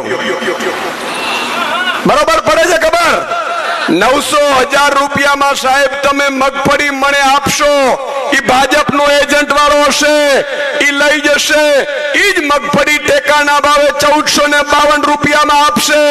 બિયારણ આપણું, ખેતી આપણી, નિંદામણ આપણે કરવાનું, રાત્રે સાપ અને દીપડાની વચ્ચે પાણી આપણે વારવાનું અને કમાશે. આ કમળ ગટ્ટાઓએ કમાવાનું પ્લાન કર્યું છે અને પર્દાફાશ આજે મારે કરવું છે. મેં જોયું ત્યારે મને વિચાર આવ્યો કે લાખો ટન મગફળીનું ઉત્પાદન થશે અને એક એક મણે જો 500 રૂપિયા આ ગટિયાઓ કથકીઓ કરશે તો કલ્પના કરો તમે સાહેબ, હજારો કરોડનું કૌભાંડ કરવાનું આ ભાજપ વાળાએ નક્કી કર્યું છે. આપણે બાજરા ને ઘઉંનો પાક હોય અને વૈયા પક્ષીઓ જે મૂત્ર ને ચૂંટણી ટાણે ભાજપના નેતાઓ ખર ઉતરી જાય. સાચું કે નહીં? વિસાવદરમાં મિત્રો અમે ચૂંટણીમાં પ્રચારમાં અમે તો બધા નાના નાના યુવાનો હતા, પણ જ્યાં જોઈએ ને ત્યાં ભાજપનો મંત્રી નીકળ્યા, મંત્રી નીકળે, સાંસદ નીકળે, ધારાસભ્ય નીકળે, મુખ્યમંત્રી નીકળે, સારું જાણે ગલીએ ગલીએ. અને વિસાવદરની ચિંતા જાણે એવી થઈ પડી હતી, એવી થઈ પડી હતી, આપણે જાણે એમ થાય હમણાં જ વિસાવદરને કાલે જ પેરિસ બનાવી દે. અને જ્યાં વિસાવદરની અમે બધા વિચાર કરતા હતા કે યાર શું થશે, રાજુભાઈ, સાગરભાઈ, પ્રવીણભાઈ, કિશુદાનભાઈ, આ હમણાં ભાજપનો મંત્રી આવ્યો, મુખ્યમંત્રી આવ્યો, કોઈએ ચિંતા કરવાની જરૂર નથી સાહેબ. આ બબુચકોનો ઇતિહાસ, બબુચકોનો હિસાબ ઉપરવાળો પૂરો કરવા જઈ રહ્યો છે. અને રાજ્યથી લઈને સાહેબ કેન્દ્રના મંત્રીઓ આવ્યા હતા, છતાં વિસાવદરમાં જે 6,000 ની લીડથી જીત્યા હતા એ 18,000 ની લીડથી જીત્યા. અને અરવિંદ કેજરીવાલજીને આમ આદમી પાર્ટીને છોડીને જનાર ધારાસભ્ય સરપંચને લાયક નહીં રહેવા તાકાત છે તમારી મિત્રો. કરવી છે ને વિસાવદર વાળી? તો મિત્રો છેલ્લી બે વાત મારે આપને કરી, કારણ કે માનનીય સંજયસિંહને પણ સાંભળવાના છે. બે વાત આપને કરવી છે કે આજે પ્રવીણ રામ જેમણે ઇકોઝોનનો સૌથી પહેલો જો મુદ્દો ઉઠાવ્યો હોય તો પ્રવીણ રામે ઉઠાવ્યો હતો. આ ઘેડમાં વિસ્તારમાં પણ પ્રવીણભાઈ ઘણા સમયથી ચર્ચા કરતા હતા કે મારે આ લોકો માટે લડવું છે, સમસ્યાના મુદ્દા. અને અહીંથી પ્રવીણ રામ કે ગોપાલ ઇટાલિયા કે સુદાન ગઢવી અટકીને જવાના. હજી તો આ શરૂઆત છે, અભી તો ये ट्रेलर है, पिक्चर अभी जोरથી બોલો, એ તો ખરો પિક્ચર અભી. તો મિત્રો ભાજપ પડાએ મને પ્રવીણભાઈ એક ફોન કર્યો, મને કે સુદાનભાઈ આ ભાજપ પડા રોડા નાખે છે. મેં કીધું રોડાએ નાખશે, પોલીસને હાથોય બનાવશે, આપણા જ જ્ઞાતિના આગેવાનો હશે એને બેને મોકલશે, આ બધું કરશે, કારણ કે એમને ઈ જ આવડે છે. અને છેલ્લે હું કે ખબર, ઊંધી રકાબી જેવું છે. અલા હા, હમી ક્યારે થાય? તમે જુઓ ચંદ્ર ઉપર પહોંચી શક્યા, મંગળ ઉપર પહોંચી શક્યા, ના ઘેડનો વિસ્તાર સોલ્વ ન થાય. મિત્રો પત્રકાર હતો, તમને કદાચ ખબર નહીં હોય, પોરબંદરમાં પણ મેં ઘેડના ગામો ગામ ફરેલો છું, આ વિસ્તારમાં રિપોર્ટિંગ કરેલું છે. તમને કદાચ ઈ ખબર નહીં હોય, 20 વર્ષ પહેલાની વાત છે. એટલે તમે એમ ન સમજતા કે મને નથી ખબર, પણ હું અહીંથી મુખ્યમંત્રી પ્રધાનમંત્રીને કહું છું, જેમ સાગરભાઈએ કીધું એવી રીતે કે આ જ ઘેડનો વિસ્તાર છે. અમે કહીએ એવી રીતે તમે ખાલી ફંડ વાપરો, ફંડ તમારે જ વાપરવાનું, એમાં થોડી ઘણી કટકી કરી લેજો, છૂટ. કારણ કે તમારો એવા છે બૂચ મારવાના, બૂચશિયાઓ. બૂચ તો તમે મારશો જ, અમે ના પાડીશું તોય મારશો, પણ હું તમને કહું છું થોડી ઘણી કરી લેજો, કાંઈ વાંધો નહીં. પણ અમે કહીએ એવી રીતે કરો. જો આવતા ચોમાસે જો પાણી ભરાય તો ઈશુદાન ગઢવી આજીવન રાજનીતિ છોડી દે સાહેબ. અને માત્ર અહીંયા નથી ચિંતા, હમણાં હું માળિયા મિયાણા ગયો તો, મોરબી સાઈડ, સાહેબ 3 મહિના સુધી ન્યાય આવડું પાણી ભર્યું હોય. અને મેં કીધું કોને ચૂંટો? કે ધારાસભ્ય ભાજપનો, સાંસદ ભાજપનો, જિલ્લા પંચાયત ભાજપની, તાલુકા પંચાયત ભાજપની, સરપંચ ભાજપનો. મેં કીધું હવે રહ્યું શું અમારી પાસે? બાબાજીનો ઠુલો. છતાં મેં કીધું ચિંતા કરવાની જરૂર નથી, 2 વર્ષ પછી આ મર્દના ફાડિયાઓ વિધાનસભામાં આવે છે. ભાજપને જેટલી તાકાત હોય એટલી લડી લો મિત્રો, તમારો સાથ હશે. એક એક ગામે જો યુવાનો તૈયાર થશે, વડીલો તૈયાર થશે, અને ગામે ગામ જો વિસાવદર વાળી કરીશું, તો હું આપને કહું છું કે હવે આવેદનો, રજૂઆતો, પદયાત્રાઓ અહીંયાથી રામાપીર, જય રામાપીર કરી નાખો. હવે માત્ર એક જ વાત કરવાની, સત્તા લાવવાની છે. અને અમે જ ઘેરના જ લોકો સત્તા લાવીશું, ઘેરના જ લોકો ફંડ નક્કી કરશે, ઘેરના જ લોકો કામ કરશે. અને ઊંધી રકાબી ને સીધી રકાબી પણ તમારે જ કરવાની છે મિત્રો 2 વર્ષ પછી. આજે વ્યવસ્થા શું થાય છે ખબર છે? આપણે ગુલામી માનસિકતા ધરાવીએ છીએ. ગમે ત્યાં જાઓ, સાહેબ આવ્યા, તલાટી તો કે સાહેબ, મામલતદાર તો કે સાહેબ, પ્રાંત તો કે સાહેબ, પીએસઆઈ તો કે સાહેબ, કોન્સ્ટેબલ તો કે સાહેબ. સાહેબ આપણે વર્ષોથી ગુલામી કરી છે. 200 વર્ષ અંગ્રેજોએ રાજ કર્યા, મુગલોએ રાજ કર્યા, ડચોએ રાજ કર્યા, ફિરંગીઓએ રાજ કર્યા, ક્યારે આઝાદ રહ્યા જ નથી. અને અત્યારે ભાજપ પડા રાજ કરી રહ્યા છે. અને કેવા ડરાવે, જાઓ જો પ્રશ્ન પૂછો તો બેને, અને એમાં ખબર પડે કે ભાજપ બદનામ થાય છે એટલે હારા કોંગ્રેસ વાળાને ફોન કરે, અલા હે કોડાઓ, તમારી અમે વિસાવદરમાં બેની જોઈ લીધી માસિયાઈઓની. સાચું કે નહીં? પણ મિત્રો ચિંતા કોઈએ કરવાની જરૂર નથી. મારે ખાલી છેલ્લે એટલું જ કહેવું છે કે હમણાં સાગરભાઈ બધાએ કીધું, ગોપાલભાઈ, આપણે ખેડૂત બનવાનું છે. કયા સમાજમાંથી આવો? તો ખેડૂત સમાજમાંથી. કયા સમાજમાંથી આવો? તો મજૂર સમાજમાંથી. કયા સમાજમાંથી આવો? તો મહિલા સમાજમાંથી. કયા સમાજમાંથી આવો? તો શ્રમિક સમાજમાંથી. કયા સમાજમાંથી આવો? તો ભાગ્ય સમાજમાંથી. આ રીતે ત્યારે કરશો ને એટલે જ્ઞાતિની તેતરો કામ નહીં કરે આપણી પાસે. હવે તેતરનો છેલ્લો ઉદાહરણ દઈ અને મારી વાત પૂરી કરીશ. તેતરની ખબર છે તમને? છતાંય તમને કહી દઉં, પીડીઆઈ બનાવે છે, ઘણા બનાવી લે. અને એ એટલા માટે ખુલ્લું પાડવું છે કે હમણાં મેં વાત કરી વડિયામાં, તો મને ગામ 25 જણા ફોન આવ્યા, કિશુદાનભાઈ તમારી વાત હાજી, અમારે ગામની તેતરો આવી રીતે જ આવી જાય. મેં આ ભાજપ વાળાને પૂછ્યું કે યાર આટલું બધું અત્યાચાર કરો, ભાવ નો આપો, ખેતી ડૂબી ગઈ, વીઘા વેચવાના થઈ ગયા, અને કુંવારા છોકરાઓની સંખ્યા ગામડે ગામડે વધી રહી છે. એક શબ્દ બોલું, માતા બહેનો બેઠી છે તોય, વાંધાઓનું સંગઠન બને ને તોય ભાજપ પડી જાય. આવું મેં કીધું કર્યું, છતાં મત કેમ લઈ જાય છે? મને કહી સુદાનભાઈ અમે ગામમાં 5 તેતર રાખી. ઈ તેતરને એટલે કે અમારા આગેવાનો ને, જ્ઞાતિના આગેવાનો ભાજપના હોય, એને મલાઈ ખાવાની, કોન્ટ્રાક્ટ આપવાનો, બ્રિજનો કોન્ટ્રાક્ટ આપવાનો, રોડનો કોન્ટ્રાક્ટ આપવાનો, રસ્તાનો કોન્ટ્રાક્ટ આપવાનો, મગફળી ટેકાના ભાવે ખરીદવાનો કોન્ટ્રાક્ટ આપવાનો, એપીએમસીમાં ડિરેક્ટર આપવાનો. આ બધી તેતરોને અમે કહીએ કે તમારાથી લૂંટવું એટલું લૂંટો, પણ જ્યારે મતદાનનું આવે ત્યારે તમારે તમારી જ્ઞાતિમાં જઈને કહેવાનું મારી આબરૂનો સવાલ છે, મારી આબરૂનો સવાલ છે, મારું મોત થઈ જાય, એમ કરીને મત લઈ આવવાના. અને આ ગટિયાવી કે લઈ આવે છે. મને ભાજપના નેતાએ કીધું, એનો છેલ્લો દાખલો, એક શિકારી જંગલમાં ગયો શિકાર કરવા માટે. એને જોયું કે એક તેતરનું ટોળું જાતું હતું અને એક તેતર આગેવાન હતી ને એની પાછળ બધું ટોળું જાતું હતું. ખબર છે તેતરોને આપણે જોઈ છે ને?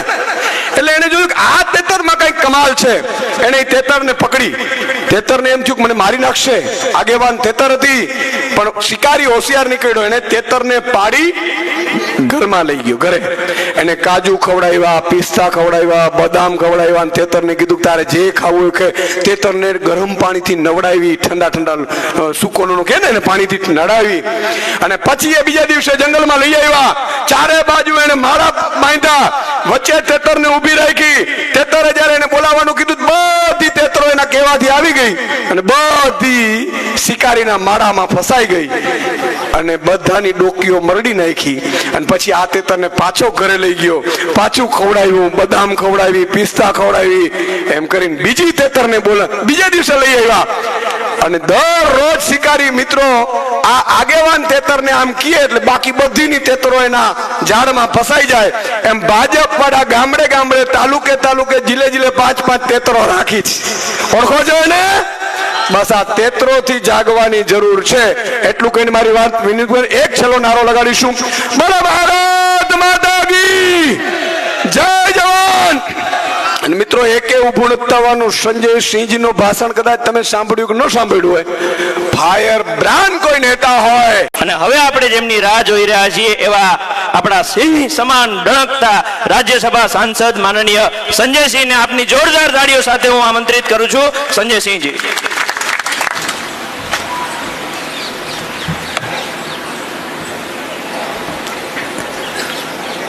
एक बार जोरदार नारा लगाएंगे पीछे तक, भारत माता की जय जवान, जय जवान. मंच पे आसीन गुजरात के प्रदेश अध्यक्ष आदरणीय भाई ईशुदान जी, हमारे तेज तर्रार संघर्षशील विधायक और जिनको विसावदर की जनता ने भारी मतों से जिता के गुजरात को और भारतीय जनता पार्टी को संदेश दिया है कि हम लड़ने वालों के साथ हैं, झुकने वालों के साथ नहीं हैं. ऐसे भाई गोपाल इटालिया जी और आज के कार्यक्रम के हीरो जिन्होंने 14 दिन तक अपने शरीर को कष्ट देके अपने पैरों में छाले हो गए उसकी परवाह नहीं की.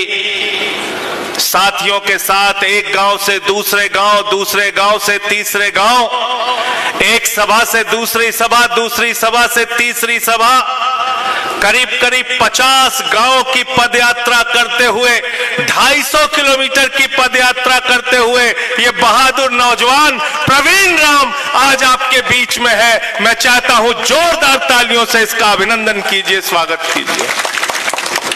मैं नमन करता हूं उनके संघर्ष को. हमारे बीच में पार्टी के हमारे साथी सागर भाई, राजू भाई, सामत भाई, राजू भाई, रेशमा बहन, डॉक्टर करम भाई, पीयूष भाई, हर्ष भाई और जितने भी हमारे पार्टी के पदाधिकारी हैं, मैं उन सबका अभिनंदन करता हूं और सबसे ज्यादा अभिनंदन आप सबका करता हूं कि इतनी बड़ी तादाद में आप लोग यहां पे इकट्ठा हुए. और मैं अपने आप को धन्य मानता हूं कि मैं सौराष्ट्र की धरती पर खड़ा हूं. सौराष्ट्र की वो धरती जहां पे पोरबंदर भी आता है. सौराष्ट्र की वो धरती जिसने राष्ट्रपिता दिया. सौराष्ट्र की वो धरती जिसने राष्ट्र को आजाद कराने में अपनी भूमिका निभाई. इस स्वराष्ट्र की धरती को नमन करता हूं, इनको सर झुका के प्रणाम करता हूं. आप इस देश के अन्नदाता हैं, किसान हैं. आजादी के 78 साल हो गए और मोदी जी के 75 साल हो गए।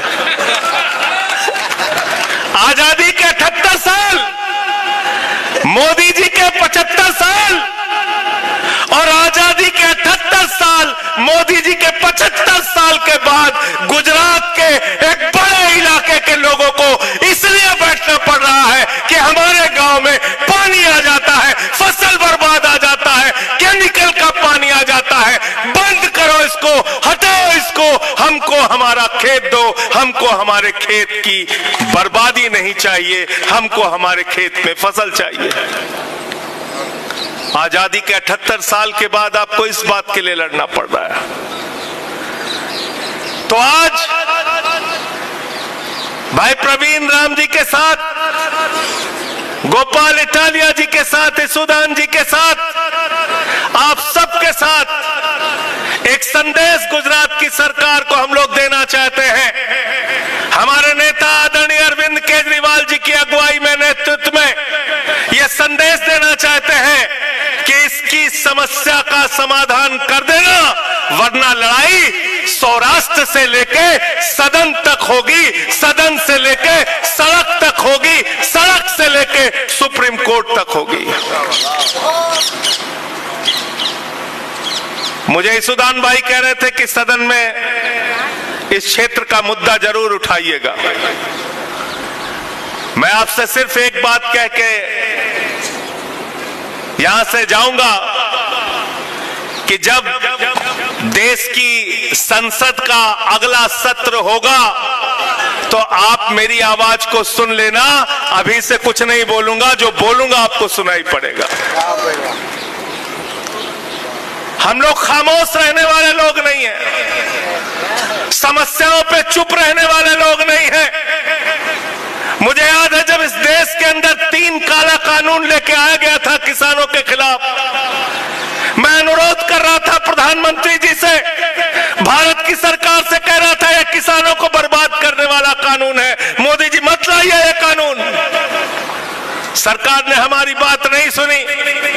हम सदन में मौजूद थे जब वो बिल सरकार पास करने के लिए आमादा हो गई, बिल पास करने जा रही थी, मैंने माइक तोड़ दिया। मेरी पूरे देश में आलोचना हुई, मुझे सस्पेंड कर दिया गया। कहने लगे संजय सिंह जी आपने माइक तोड़ दिया, यह तरीका आपका ठीक नहीं है। मैंने कहा तुम सड़कों पर किसानों की हड्डियां तोड़ रहे हो, यह तरीका तुम्हारा ठीक नहीं है। तुम अपना तरीका ठीक करो, फिर हम अपना तरीका ठीक करेंगे। हमारे खेतों में पानी रहेगा, हमारे खेतों में केमिकल का पानी रहेगा। सरकार के केंद्रीय मंत्री वादा करेंगे और काम नहीं करेंगे तो प्रवीण राम सड़कों पे आंदोलन करेंगे और हम सब इनके साथ मिलकर आंदोलन करेंगे। गोपाल भाई विधानसभा में सवाल उठाएंगे और हम देश की संसद के अंदर सवाल उठाएंगे। यशोदान भाई रैलियों के जरिए, सभाओं के जरिए लोगों को जगाने का काम करेंगे। गुजरात साथ में खड़ा होगा। 30 साल हो गए आपको, भारतीय जनता पार्टी के लोगों 30 साल हो गए इस देश के अंदर, इस प्रदेश के अंदर राज करते हुए। आपकी सरकार आती है चली जाती है, समस्याएं वहीं की वहीं। एक गांव का जिक्र भी कर रहे थे प्रवीण भाई, पादरड़ी, और इस गांव के अंदर एक नदी बहती है।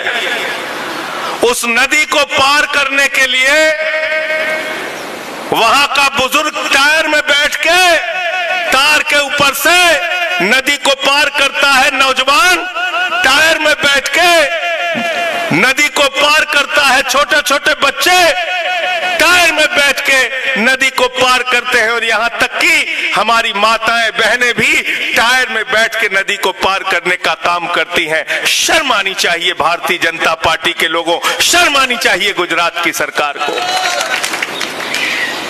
प्रधानमंत्री जी आपने बहुत हर्षोल्लास के साथ आजादी के 78 साल भी मनाए और अपनी जिंदगी के 75 साल पूरे होने पे जन्मदिन भी मनाया, हर्षोल्लास के साथ मनाया। पूरे देश ने आपको बधाई दी। सौराष्ट्र के लोग, पोरबंदर के लोग, जूनागढ़ के लोग, सोमनाथ के लोग, ये लोग भी आपको बधाई देना चाहते हैं। आइए इनकी समस्याओं का समाधान कीजिए और समाधान करके जो भी आपके सरकार की ओर से बजट लगता है वो बजट लगाने का काम कीजिए। इस पूरे क्षेत्र की जनता आपका अभिनंदन करेगी, आपको माला पहनाने का काम करेगी। आप आइए, आप समाधान कीजिए। लेकिन आपको किसानों के समाधान से मतलब नहीं है। आज इस देश का किसान कर्ज में डूबा हुआ है, आत्महत्या कर रहा है, उससे सरकार को मतलब नहीं है, भाजपा को मतलब नहीं है। आम आदमी पार्टी के नेता अरविंद केजरीवाल जी ने बताया पिछले दिनों, प्रेस कॉन्फ्रेंस करके बताया कि देश के कपास के खेती करने वाले करोड़ों किसान कैसे उनको बर्बाद किया जा रहा है। अमेरिका से जो कपास आता था उस पे 11% का आयात शुल्क लगता था पहले। मोदी जी ने वो शुल्क जीरो कर दिया, हिंदुस्तान के किसान को बर्बाद करने का काम किया, जिसकी लड़ाई लड़ने का काम आम आदमी पार्टी के हमारे गुजरात के साथी कर रहे हैं। और उनकी आवाज उठाने का काम पिछले दिनों अरविंद केजरीवाल जी यहाँ पे आए थे। सभा नहीं हो पाई बारिश की वजह से, लेकिन मुद्दा अभी जिंदा है, उसके लिए भी लड़ाई लड़ने का काम हम सबको मिलकर एक साथ करना है। आपके ऊपर कर्ज होता है, गन्ने का दाम मांगने जाइए नहीं मिलता, कपास का दाम मांगने जाइए नहीं मिलता, गेहूं का दाम मांगने जाइए नहीं मिलता, धान का दाम मांगने जाइए नहीं मिलता, मूंगफली का दाम मांगने जाइए नहीं मिलता। अरे मूंगफली के बारे में अभी ईसुदान भाई बता रहे थे, गोपाल भाई बता रहे थे, सैटेलाइट से मूंगफली चेक कर रहे हैं। अरे ये मोदी जी हैं, ये भारतीय जनता पार्टी वाले हैं, इनके ज्ञान की कोई कमी नहीं है। मोदी जी ने तो कहा था मौसम खराब है, अटैक कर दो, रडार में नहीं आएगा। मौसम खराब है, अटैक कर दो, रडार में नहीं आएगा। तो मोदी जी की सैटेलाइट में आपकी मूंगफली कैसे आ जाएगी? कैसे आ जाएगी बताओ हमको? आ जाएगी क्या? नहीं आएगी। तो किसान इस देश के अंदर कर्ज में डूब के मरने के लिए बना है। नौजवान पेपर लीक से परेशान होकर आत्महत्या करने के लिए बना है। नौजवान सिपाही की भर्ती, चपरासी की भर्ती, क्लर्क की भर्ती, लेखपाल की भर्ती के लिए अहमदाबाद में लाठियां खाने के लिए बना है, मुकदमे लिखवाने के लिए बना है। ये हमारे गोपाल भाई, ये भी सिपाही थे, उस सिपाही की नौकरी को लात मार के समाज के लिए लड़ने के लिए आए। ऐसे नौजवानों की जरूरत है गुजरात को, ऐसे नौजवान परिवर्तन लाने का काम करेंगे। साथियों और दोस्तों, आज पूरे गुजरात में और देश में भारतीय जनता पार्टी का एक ही काम है, अपने चंद पूंजीपति दोस्तों को देश का सारा संपत्ति, सारा धन, सारा खेत, सारा कुछ उठा के दे देना। कौन है मोदी जी के दोस्त? बीजेपी के दोस्त कौन है? जोर से बोलिए। रेल किसको दिया? रेल किसको दिया? अरे जोर से बोलो, आवाज नहीं आ रही। अडानी। सेल किसको दिया? बिजली किसको दिया? पानी किसको दिया? एयरपोर्ट किसको दिया? पोर्ट किसको दिया? कोयला किसको दिया? गैस किसको दिया? आकाश किसको दिया? पाताल किसको दिया? सब कुछ उठा के अपने एक दोस्त को दे दिया।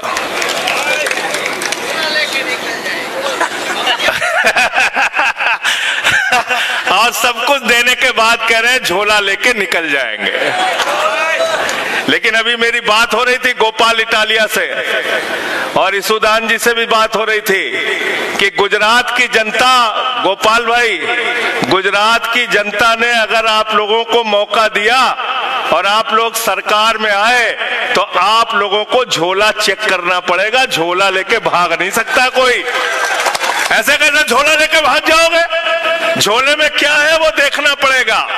कितनी जमीन झोले में लेके भाग रहे हो, कितना एयरपोर्ट लेके भाग रहे हो झोले में, कितना स्कूल लेके भाग रहे हो झोले में, कितना अस्पताल लेके भाग रहे हो झोले में, कितना सड़क लेके भाग रहे हो झोले में, ये तो चेक करना पड़ेगा। आप लोगों की जिम्मेदारी है, झोला लेके ऐसे भागने मत देना। आज जब मैं यहां आ रहा था तो एक मैंने खबर पढ़ी कि पाकिस्तान ने कहा हम क्रिकेट मैच नहीं खेलेंगे एशिया का। कहा नहीं कहा, पाकिस्तान ने कहा। और हम हिंदुस्तान 144 करोड़ लोगों का हिंदुस्तान, दुनिया की चौथी बड़ी अर्थव्यवस्था, जिसके प्रधानमंत्री महामानव और विश्व गुरु कहते हैं अपने आप को। भारतीय जनता पार्टी दुनिया की सबसे बड़ी पार्टी कहती है अपने आप को। पहलगाम में 26 लोग हमारे मारे गए, निर्दोष नागरिक मारे गए। पहलगाम की घटना के बाद ऑपरेशन सिंदूर में हमारे सेना के जवान मारे गए। हमारे गुजरात के भी 3 लोग मारे गए। हमारी बहनों के माथे के सिंदूर उजड़ गए। कैसा राष्ट्रवाद है बीजेपी वालों तुम्हारा कि तुम उस पाकिस्तान के साथ क्रिकेट खेल रहे हो जिसने हमारे बहनों के माथे के सिंदूर उजाड़े। क्रिकेट खेल रहे इसलिए कि गृह मंत्री का बेटा आईसीसी का चेयरमैन है। आपके लड़के को नौकरी नहीं मिलती, सिपाही की नौकरी मांगने जाता है, लाठी पड़ती है। चपरासी की नौकरी मांगने जाता है, लाठी पड़ती है। लेखपाल की नौकरी मांगने जाता है, लाठी पड़ती है। दरोगा की नौकरी मांगने जाता है, लाठी पड़ती है। लेकिन देश के गृह मंत्री का बेटा, जिसको बल्ला पकड़ना नहीं आता, वो आईसीसी का चेयरमैन बना है। फैसला आपको करना है, कैसा हिंदुस्तान आप चाहते हैं। हमने भी सरकारें चलाई। 10 साल तक अरविंद केजरीवाल जी दिल्ली के मुख्यमंत्री रहे। पंजाब में हमारे भगवंत मान जी मुख्यमंत्री हैं। मैं आपसे कहना चाहता हूं मित्रों, मौका लगे तो जाइए और दिल्ली के लोगों से पूछिए। हमने ऐसा सरकारी स्कूल बनाया दिल्ली के अंदर कि अमेरिका के राष्ट्रपति की पत्नी हिंदुस्तान आई तो उसने कहा हमें केजरीवाल का स्कूल देखना है, सरकारी स्कूल देखना है। हमने दिल्ली के अंदर बिजली फ्री करने का काम किया, पानी फ्री करने का काम किया, मोहल्ला क्लिनिक बनाने का काम किया। पंजाब में हमारी सरकार है, पंजाब में भी बिजली का बिल 0 आता है, 0। हमने मांग में रखा है प्रवीण राम जी के साथ कि राहत का मुआवजे के लिए राहत का पैकेज दिया जाए किसानों को इस क्षेत्र में। और जब हम ये बात कह रहे हैं तो पूरी जिम्मेदारी के साथ कह रहे हैं, क्योंकि हिंदुस्तान में सबसे ज्यादा फसल बर्बादी का मुआवजा अरविंद केजरीवाल की सरकार ने दिया। और अभी पंजाब में फसल बर्बाद हुई है, 20,000 रुपए एकड़ फसल बर्बादी का मुआवजा हम लोग पंजाब में दे रहे हैं। हम काम करते हैं तब बात कहते हैं। लेकिन हमारी सरकार की प्राथमिकता क्या है? मोदी जी की, भाजपा की, गुजरात की सरकार की प्राथमिकता क्या है? किसान का कर्ज माफ करना प्राथमिकता नहीं। जिस गंदे पानी से आपका फसल बर्बाद हो रहा है उसको हटाना इनकी प्राथमिकता नहीं। आपको मुआवजा देना इनकी प्राथमिकता नहीं। अपने पूंजीपति दोस्तों का कर्जा माफ करते हैं। आपको पता है कितना कर्जा माफ किया? 15 लाख करोड़ रुपए। कितना? 15 लाख रुपए नहीं, 15 करोड़ रुपए भी नहीं, 1500 करोड़ रुपए भी नहीं, अरे 15,000 करोड़ रुपए भी नहीं, 15 लाख करोड़ रुपए चंद पूंजीपतियों का माफ करने का काम किया है। आपका कर्जा माफ नहीं करते, पूंजीपतियों का कर्जा माफ करते हैं। हम ऐसी सरकार चाहते हैं, हम ऐसी आम आदमी पार्टी चाहते हैं गुजरात के अंदर जो किसानों का कर्जा माफ करे, नौजवानों का कर्जा माफ करे, जो सबको नौकरियां देने का काम करे, अस्पताल बनाने का काम करे, बिजली फ्री देने का काम करे। आपकी जिंदगी की दुश्वारियों को खत्म करने और दूर करने के लिए काम करे। और वो काम ये नौजवान जो मंच पर आगे बैठे हुए हैं, जो ये मंच पे हमारे साथी बैठे हुए हैं, ये आपके साथ मिलकर करेंगे। मैं सिर्फ इतनी बात कहना चाहता हूं कि आज पूरे गुजरात में उपचुनाव के परिणाम के बाद एक अलग प्रकार की ऊर्जा है। इस ऊर्जा को बेकार मत होने देना। और यह ऊर्जा क्यों है? क्योंकि हमारे एक विधायक को भारतीय जनता पार्टी ने तोड़ के अपनी पार्टी में शामिल कर लिया ना। बोले इनके 5 है, 5 भी नहीं रहने देंगे, तोड़ो इनको, शामिल करो अपने में। शामिल कर लिया। हमारा वो विधायक गया, उसको लगा बीजेपी वाले टिकट देंगे, टिकट ही नहीं दिया उसको टिकट नहीं दिया, उसको टिकट नहीं दिया। कह रहे हैं सरपंच का भी नहीं दिया, सरपंच भी नहीं, खत्म। गोपाल भाई को पार्टी ने वहां से खड़ा किया चुनाव में। पूरी पार्टी कह रही थी उपचुनाव है, सारे विधायक लग जाएंगे, कई राज्यों के मुख्यमंत्री लग जाएंगे, मोदी जी लग जाएंगे, अमित शाह जी लग जाएंगे, सारे विधायक सांसद लग जाएंगे।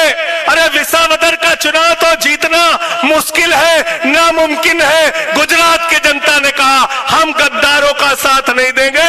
अगर आम आदमी पार्टी छोड़कर कोई बीजेपी में शामिल हुआ है तो हम आम आदमी पार्टी के संघर्षशील नौजवान को, युवा को जिताकर विधानसभा में भेजने का काम करेंगे। गुजरात ने संदेश दिया गद्दारों का साथ नहीं देंगे। तो इसलिए जिन लोगों ने आम आदमी पार्टी के साथ छोड़ने का काम किया, अब शायद उनको सरपंच बनने का भी मौका नहीं मिलेगा। लेकिन आपके लिए ये लोग जो लड़ाई लड़ रहे हैं, संघर्ष कर रहे हैं, आज इस विसावदर के चुनाव ने पूरे देश में संदेश देने का काम किया है कि सत्ता हो, ताकत हो, पैसा हो, पुलिस हो, गुंडागर्दी हो, माफियागिरी हो, अगर ईमानदारी है, सच्चाई है, संघर्ष है, तो कोई आपको हरा नहीं सकता। मैं फिर से एक बार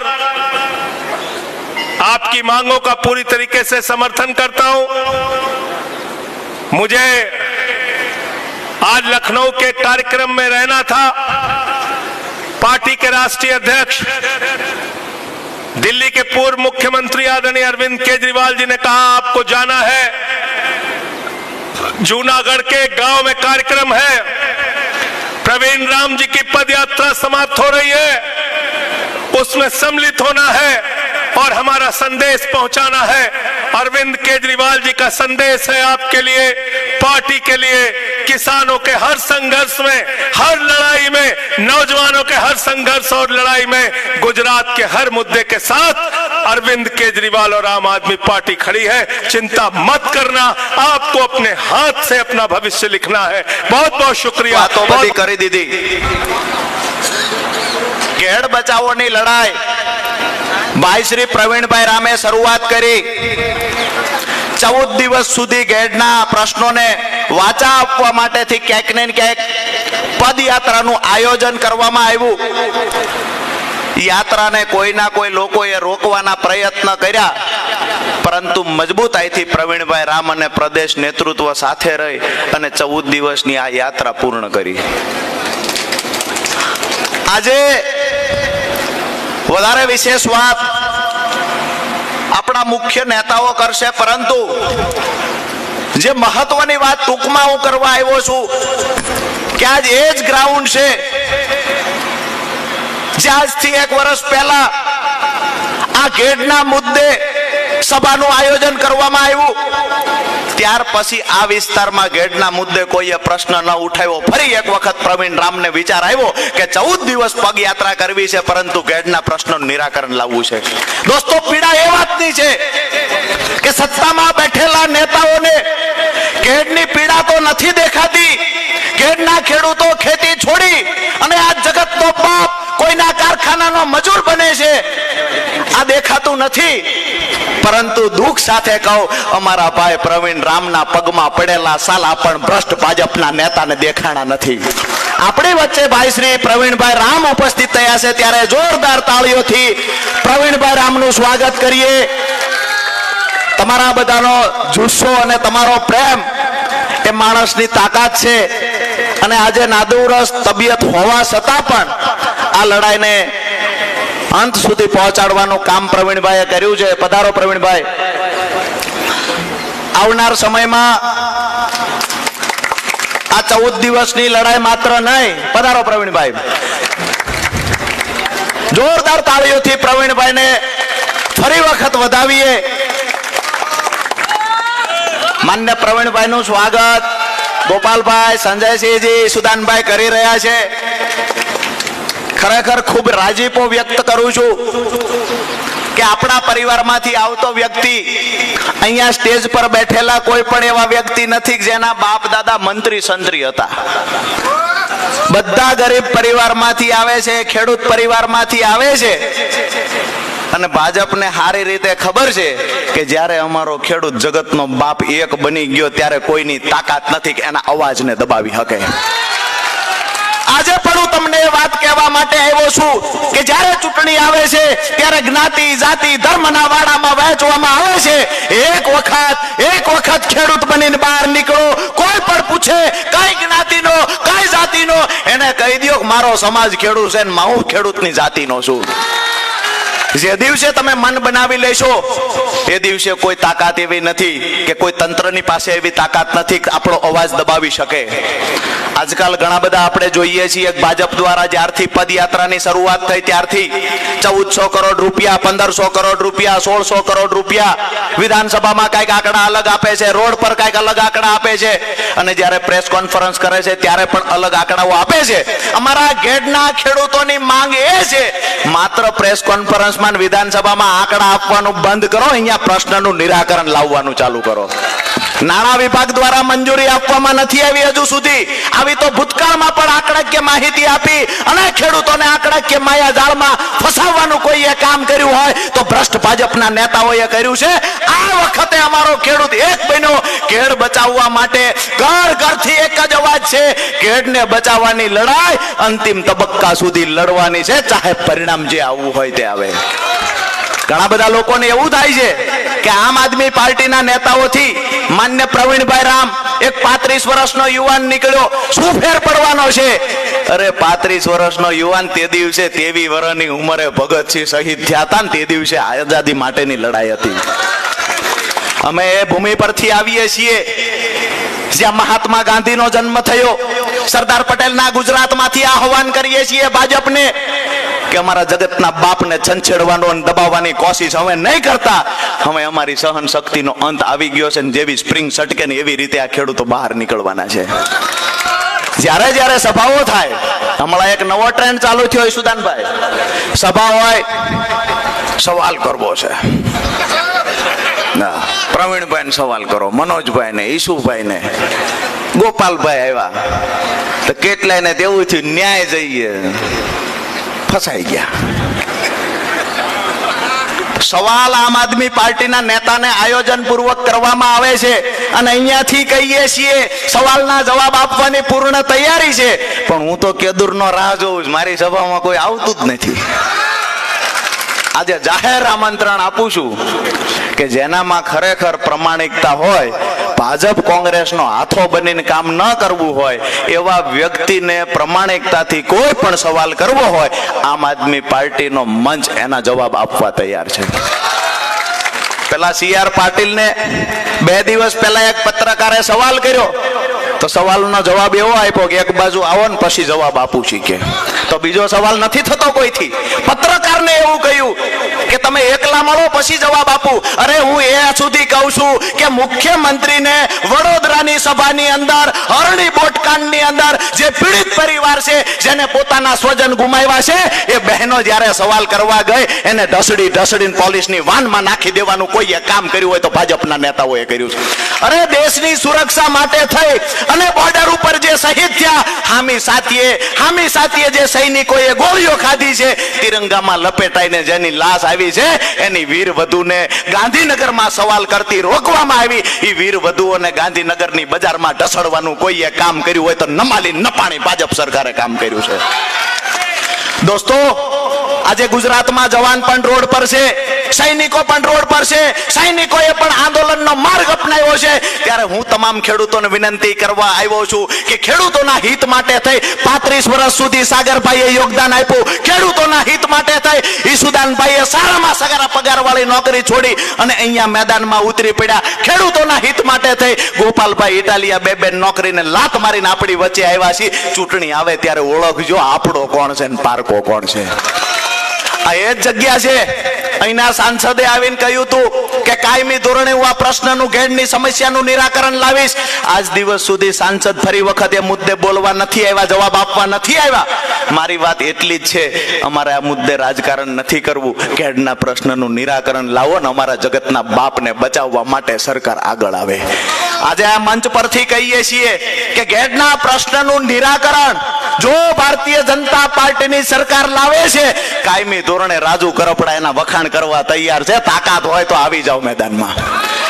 બીજી વાત, મારી વાત પૂરી કરતા પહેલા આપણે માન્ય પ્રવીણભાઈ રામનો આભાર માનીએ છીએ કે ખરેખર ખેડૂતોની વેદનાને વાચા આપવા માટે થઈ અને એ વ્યક્તિ સતત પગપાળા ચાલતા રહ્યા અને જ્યારે જે વિસ્તારમાંથી પસાર થયા એ વિસ્તારની જે સમસ્યા હતી એને ગુજરાતની જનતા સુધી, ગુજરાતના મીડિયા સુધી કોઈએ પહોંચાડવાનું કામ કર્યું હોય તો આઝાદીના આટલા વર્ષ પછી પ્રવીણભાઈ રામે ઘેડના મુદ્દે આ કામ કર્યું છે. છેલ્લી વાત હું કરું કે આજે ઘણા બધા ખેડૂતોના નામે વાતો કરવા નીકળ્યા, ઘણી બધી રાજકીય પાર્ટીઓ પણ ખેડૂતોના મુદ્દે બોલવાની વાતો કરે છે. એ રાજકીય પાર્ટીના આગેવાનોને કહીએ છીએ કે અમે લોકો આમ આદમી પાર્ટીમાં છીએ અને અમે લોકો ખેડૂતોના મુદ્દે શા માટે વાત કરીએ છીએ. આજે મારી સાથી ગજગજ ભૂલે છે કે અમારા ખેડૂતોને સૌથી વધારે આઝાદી પછી પાક નુકસાનનું કોઈએ દેશની અંદર વળતર ચૂકવ્યું હોય તો આમ આદમી પાર્ટીની સરકારે પ્રતિ હેક્ટર 50,000 રૂપિયાનું વળતર ચૂકવ્યું છે. આજે અમારી સાથી ગજગજ ફૂલે છે. ખેડૂતોને જ્યારે પાક નુકસાન થાય, અતિવૃષ્ટિ થાય ત્યારે ખેડૂતોનો પાક બચાવવા માટે આમ આદમી પાર્ટીની સરકાર ખેડૂતોની વહારે આવે છે. ગુજરાત સરકારમાં તાકાત હોય, ઉત્તર ગુજરાતમાં પૂર જેવી પરિસ્થિતિનું નિર્માણ થયું છે. મુખ્યમંત્રી કિસાન સહાય યોજના અંતર્ગત પણ સૌરાષ્ટ્રના 35 થી વધુ તાલુકાઓને સહાય મળે એવું છે. જો સરકારમાં ખેડૂતો માટે લાગણી હોય તો પ્રતિ એકર 20,000 અને પ્રતિ હેક્ટર 50,000 રૂપિયાના વળતરની જાહેર કરે. ઈસુદાનભાઈ ગઢવી, ગોપાલભાઈ ઇટાલિયા વખાણ કરવા તૈયાર છે ભાજપના. મારી વાત પૂરી કરતા પહેલા ભારત માતાનો જય ઘોષ એવી રીતે બોલાવીએ કે અહીંયા આવેલા આપણા નેતાઓને લાગવું જોઈએ સંખ્યા જેટલી છે એટલી, પણ જુસ્સો એટલો છે કે આવનાર સમયમાં 2027માં ભાજપના મૂળિયા ઉખેડી નાખવાની તાકાત જગતના બાપમાં છે. બોલો ભારત માતા કી જય જવાન. આજે ઘેડ બચાવો પદયાત્રા અને આ પદયાત્રાના 14મા દિવસમાં અંતિમ દિવસની અંદર અત્યારે આ સમાપન સભાની અંદર રાજ્યસભાના સાંસદ અને જેમણે સમગ્ર ભારત વર્ષની અંદર એક લડાયક નેતાનું આગવી ઓળખ ઊભી કરી છે એવા સંજયસિંહજી આપણી વચ્ચે પધાર્યા છે. એમને તાળીઓના ગડગડાટથી વધાવીએ. ખેડૂતો માટે હરમેશ લડતા એવા ભાઈ શ્રી ઈશુદાનભાઈ ગઢવી, જેમણે સમગ્ર ગુજરાતની અંદર લોકોમાં એક આત્મા જગાડવાનું કામ કર્યું છે, યુવાનોમાં આત્મા જગાડવાનું કામ કર્યું છે એવા ભાઈ શ્રી ગોપાલભાઈ ઇટાલિયા, ખેડૂતોના એવા જ મસીહા એવા રાજુભાઈ કરપડા, સાગરભાઈ રબારી અને અન્ય તમામ નેતાઓ, રાજુભાઈ બોરખતરિયા અને મંચસ્થ તમામ મહાનુભાવો. હું એક બે વ્યક્તિના નામ લઈશ, કદાચ ભૂલાઈ જાય તો બધા તમામ બેઠા છે, બધાને બિરદાવું છું. પણ એની સાથે સાથે જે યુવાનોએ આ 14 દિવસની યાત્રાની અંદર, પદયાત્રાની અંદર મારી સાથે સતત રાત દિવસ રહ્યા છે એવા તમામ યુવાનો, નામ જોગ નહીં જાઉં પણ તમામ યુવાનોનો હું મારા હૃદયના ભાવથી આભાર માનું છું કે આ યાત્રાની અંદર કાયમી યાદગીરી તમારી રહેશે. પ્રવીણ રામના દિલમાં તમારું સ્થાન કાયમી રહેશે. આ 14 દિવસની ઘેડ માટેની પદયાત્રા થોડું ગળું ખરાબ છે અને કેટલા બધા દિવસથી ખરાબ છે એટલે વધારે ચર્ચાઓ આજે હું નહીં કરું, પણ આ 14 દિવસની પદયાત્રા હું આપને લખીને જાઉં છું. હું આપને ચોક્કસથી એ વાતને કહું છું કે આ પદયાત્રા ઘેરમાં ચાલેલી આ 14 દિવસની પદયાત્રા આવનારા દિવસમાં ઇતિહાસ બનશે. એક ઇતિહાસ મોટો ઉભો થશે કે ઘેડમાં પણ કોઈ આવી પદયાત્રા નીકળી હતી. આ ઇતિહાસને બનાવવા માટે હું આપ સૌનો આભાર માનું છું, કારણ કે ઘેડની પીડા અને ઘેડની વેદના તો ઘેડનો ખેડૂત જાણી શકે, ઘેડનો યુવાન જાણી શકે. મારે આપને પૂછવું છે, આમાંથી કેટલાક આ લોકો પીડામાંથી પસાર થયા છે? ઘેડની પીડા અને ઘેડની વેદનામાંથી કેટલા લોકો પસાર થયા? તમામ લોકો હાથ ઊંચા કરો. આ પીડા અને વેદનામાંથી કેટલા ખેડૂતો પસાર થયા છે? અહીંયાથી ઉપસ્થિત તમામ લોકો. ત્યારે તમારી પીડા વાહન પાછા ખુવા થયા, કાંઈ વાંધો નહીં. તમારી પીડા, તમારી વેદના દર વર્ષે તમારી નજર સામે તમારો પાક જતો રહે. દર વર્ષે તમારી નજર સામે તમારી માટીનું ધોવાણ થાય. દર વર્ષે તમારી નજર સામે તમે સંપર્ક વિહોણા થઈ જાઓ. દર વર્ષે તમારી નજર સામે તમે ક્યાંક અને ક્યાંક માત્ર એક મોસમ લઈ શકો તો લઈ શકો, અને એમાંય તમારું ભેગું થાય તો થાય, બાકી તમારું નોંધણી ન થાય, પૂરા પાક ન લેવાય.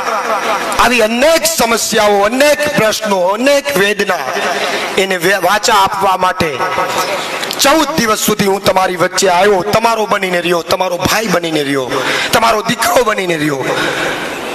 રાત્રિ રોકાણે મેં તમારા ગામમાં કર્યું. મને ગમે એવી છત મળી. મેં ક્યાંય ખાટલામાં મારો રાત્રિ નિવાસ નથી કર્યો, નીચે ગાદલું પાથરીને સૂતો છું તમારો દીકરો બનીને. ક્યાંક ગાદલું પણ ન મળ્યું હોય, 2 વાગ્યા સુધી રાતે જાગવું પડે, 7 વાગે ઉઠીને પાછું આગળનું આયોજન કરવું પડે. મને ઘણા લોકોએ કીધું, પ્રવીણભાઈ સુવિધા છે, તમે મારા ઘરે આવી જાઓ. ક્યારેય કોઈના ઘરે ન ગયો, ગામના લોકો વચ્ચે ગામનો બનીને રહ્યો, તમારો દીકરો બનીને રહ્યો, તમારો ભાઈ બનીને રહ્યો. પણ આ 14 દિવસની પદયાત્રા એ સાહેબ પદયાત્રા નહોતી. મારા અંદરના ભાવથી કહું તો આ પદયાત્રા નહોતી, આ તમારી પીડાની યાત્રા હતી. આ 14 દિવસની પદયાત્રા નહોતી, તમારા પ્રશ્નોની યાત્રા હતી, તમારી વેદનાની યાત્રા હતી. અને આ 14 દિવસની પદયાત્રા નહોતી, ભાજપ વાળાને ઉભા રોડે ચડાવવાની યાત્રા હતી. ઉભા રોડે ચડાવવાની યાત્રા હતી. મને આ પદયાત્રામાં અનેક અનુભવો થયા.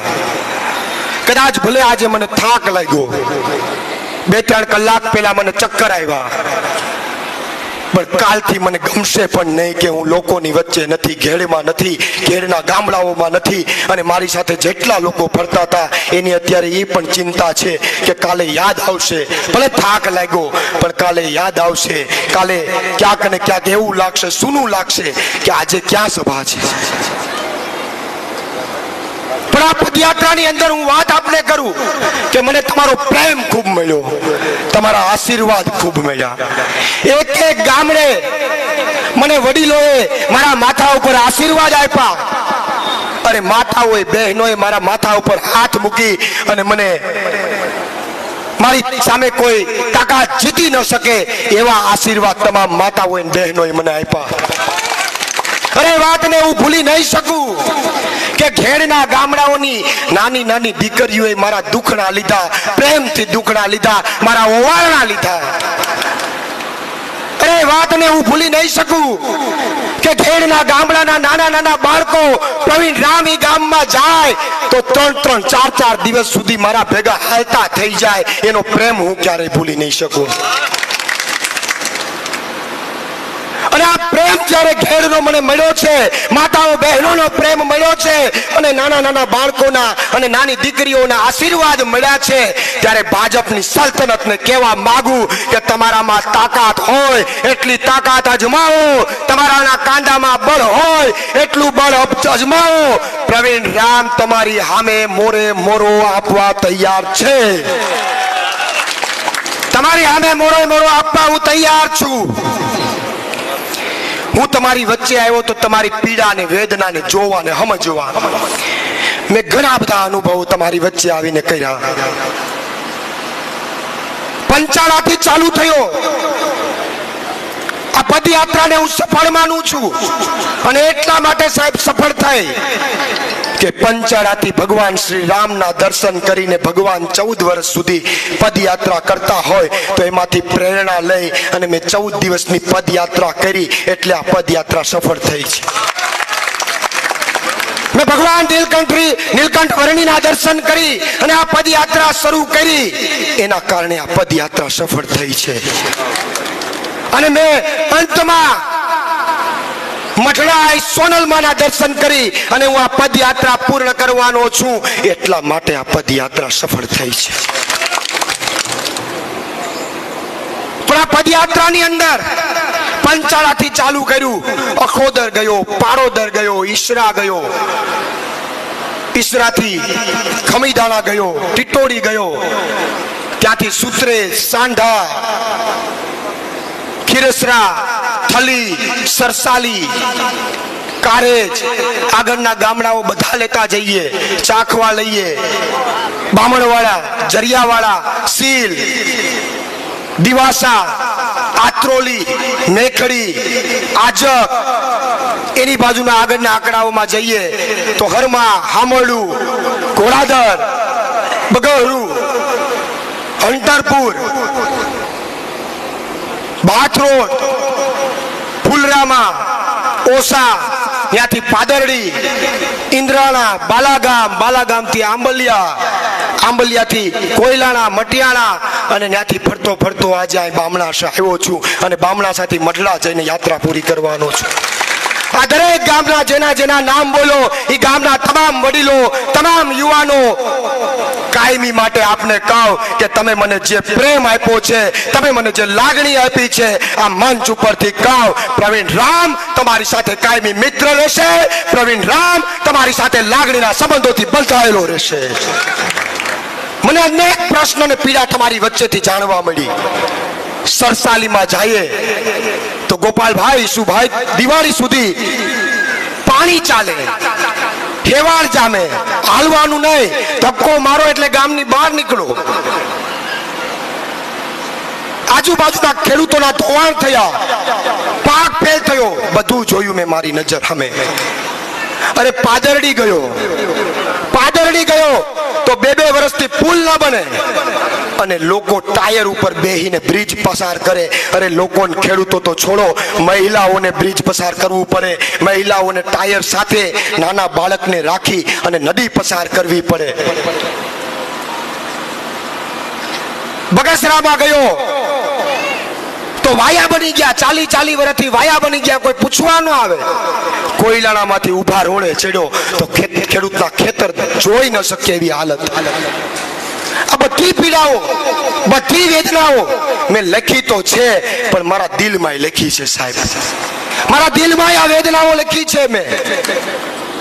અને વાત રહે જ્યારે આ પદયાત્રામાં નીકળો ત્યારે અમુક લોકો એમ કહેતા હતા કે પદયાત્રા કાઢવાની હું જરૂર, પદયાત્રાથી હું ફેર પડે.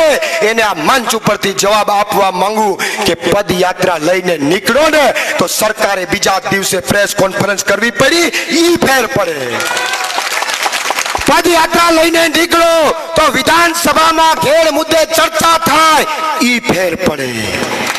પદયાત્રામાં નીકળો તો છેલ્લા 5 કે 10 દિવસથી સોશિયલ મીડિયામાં અને ગુજરાતભરમાં ઘેરની ચર્ચાઓ થાય છે ને, ઈ ફેર પડ્યો.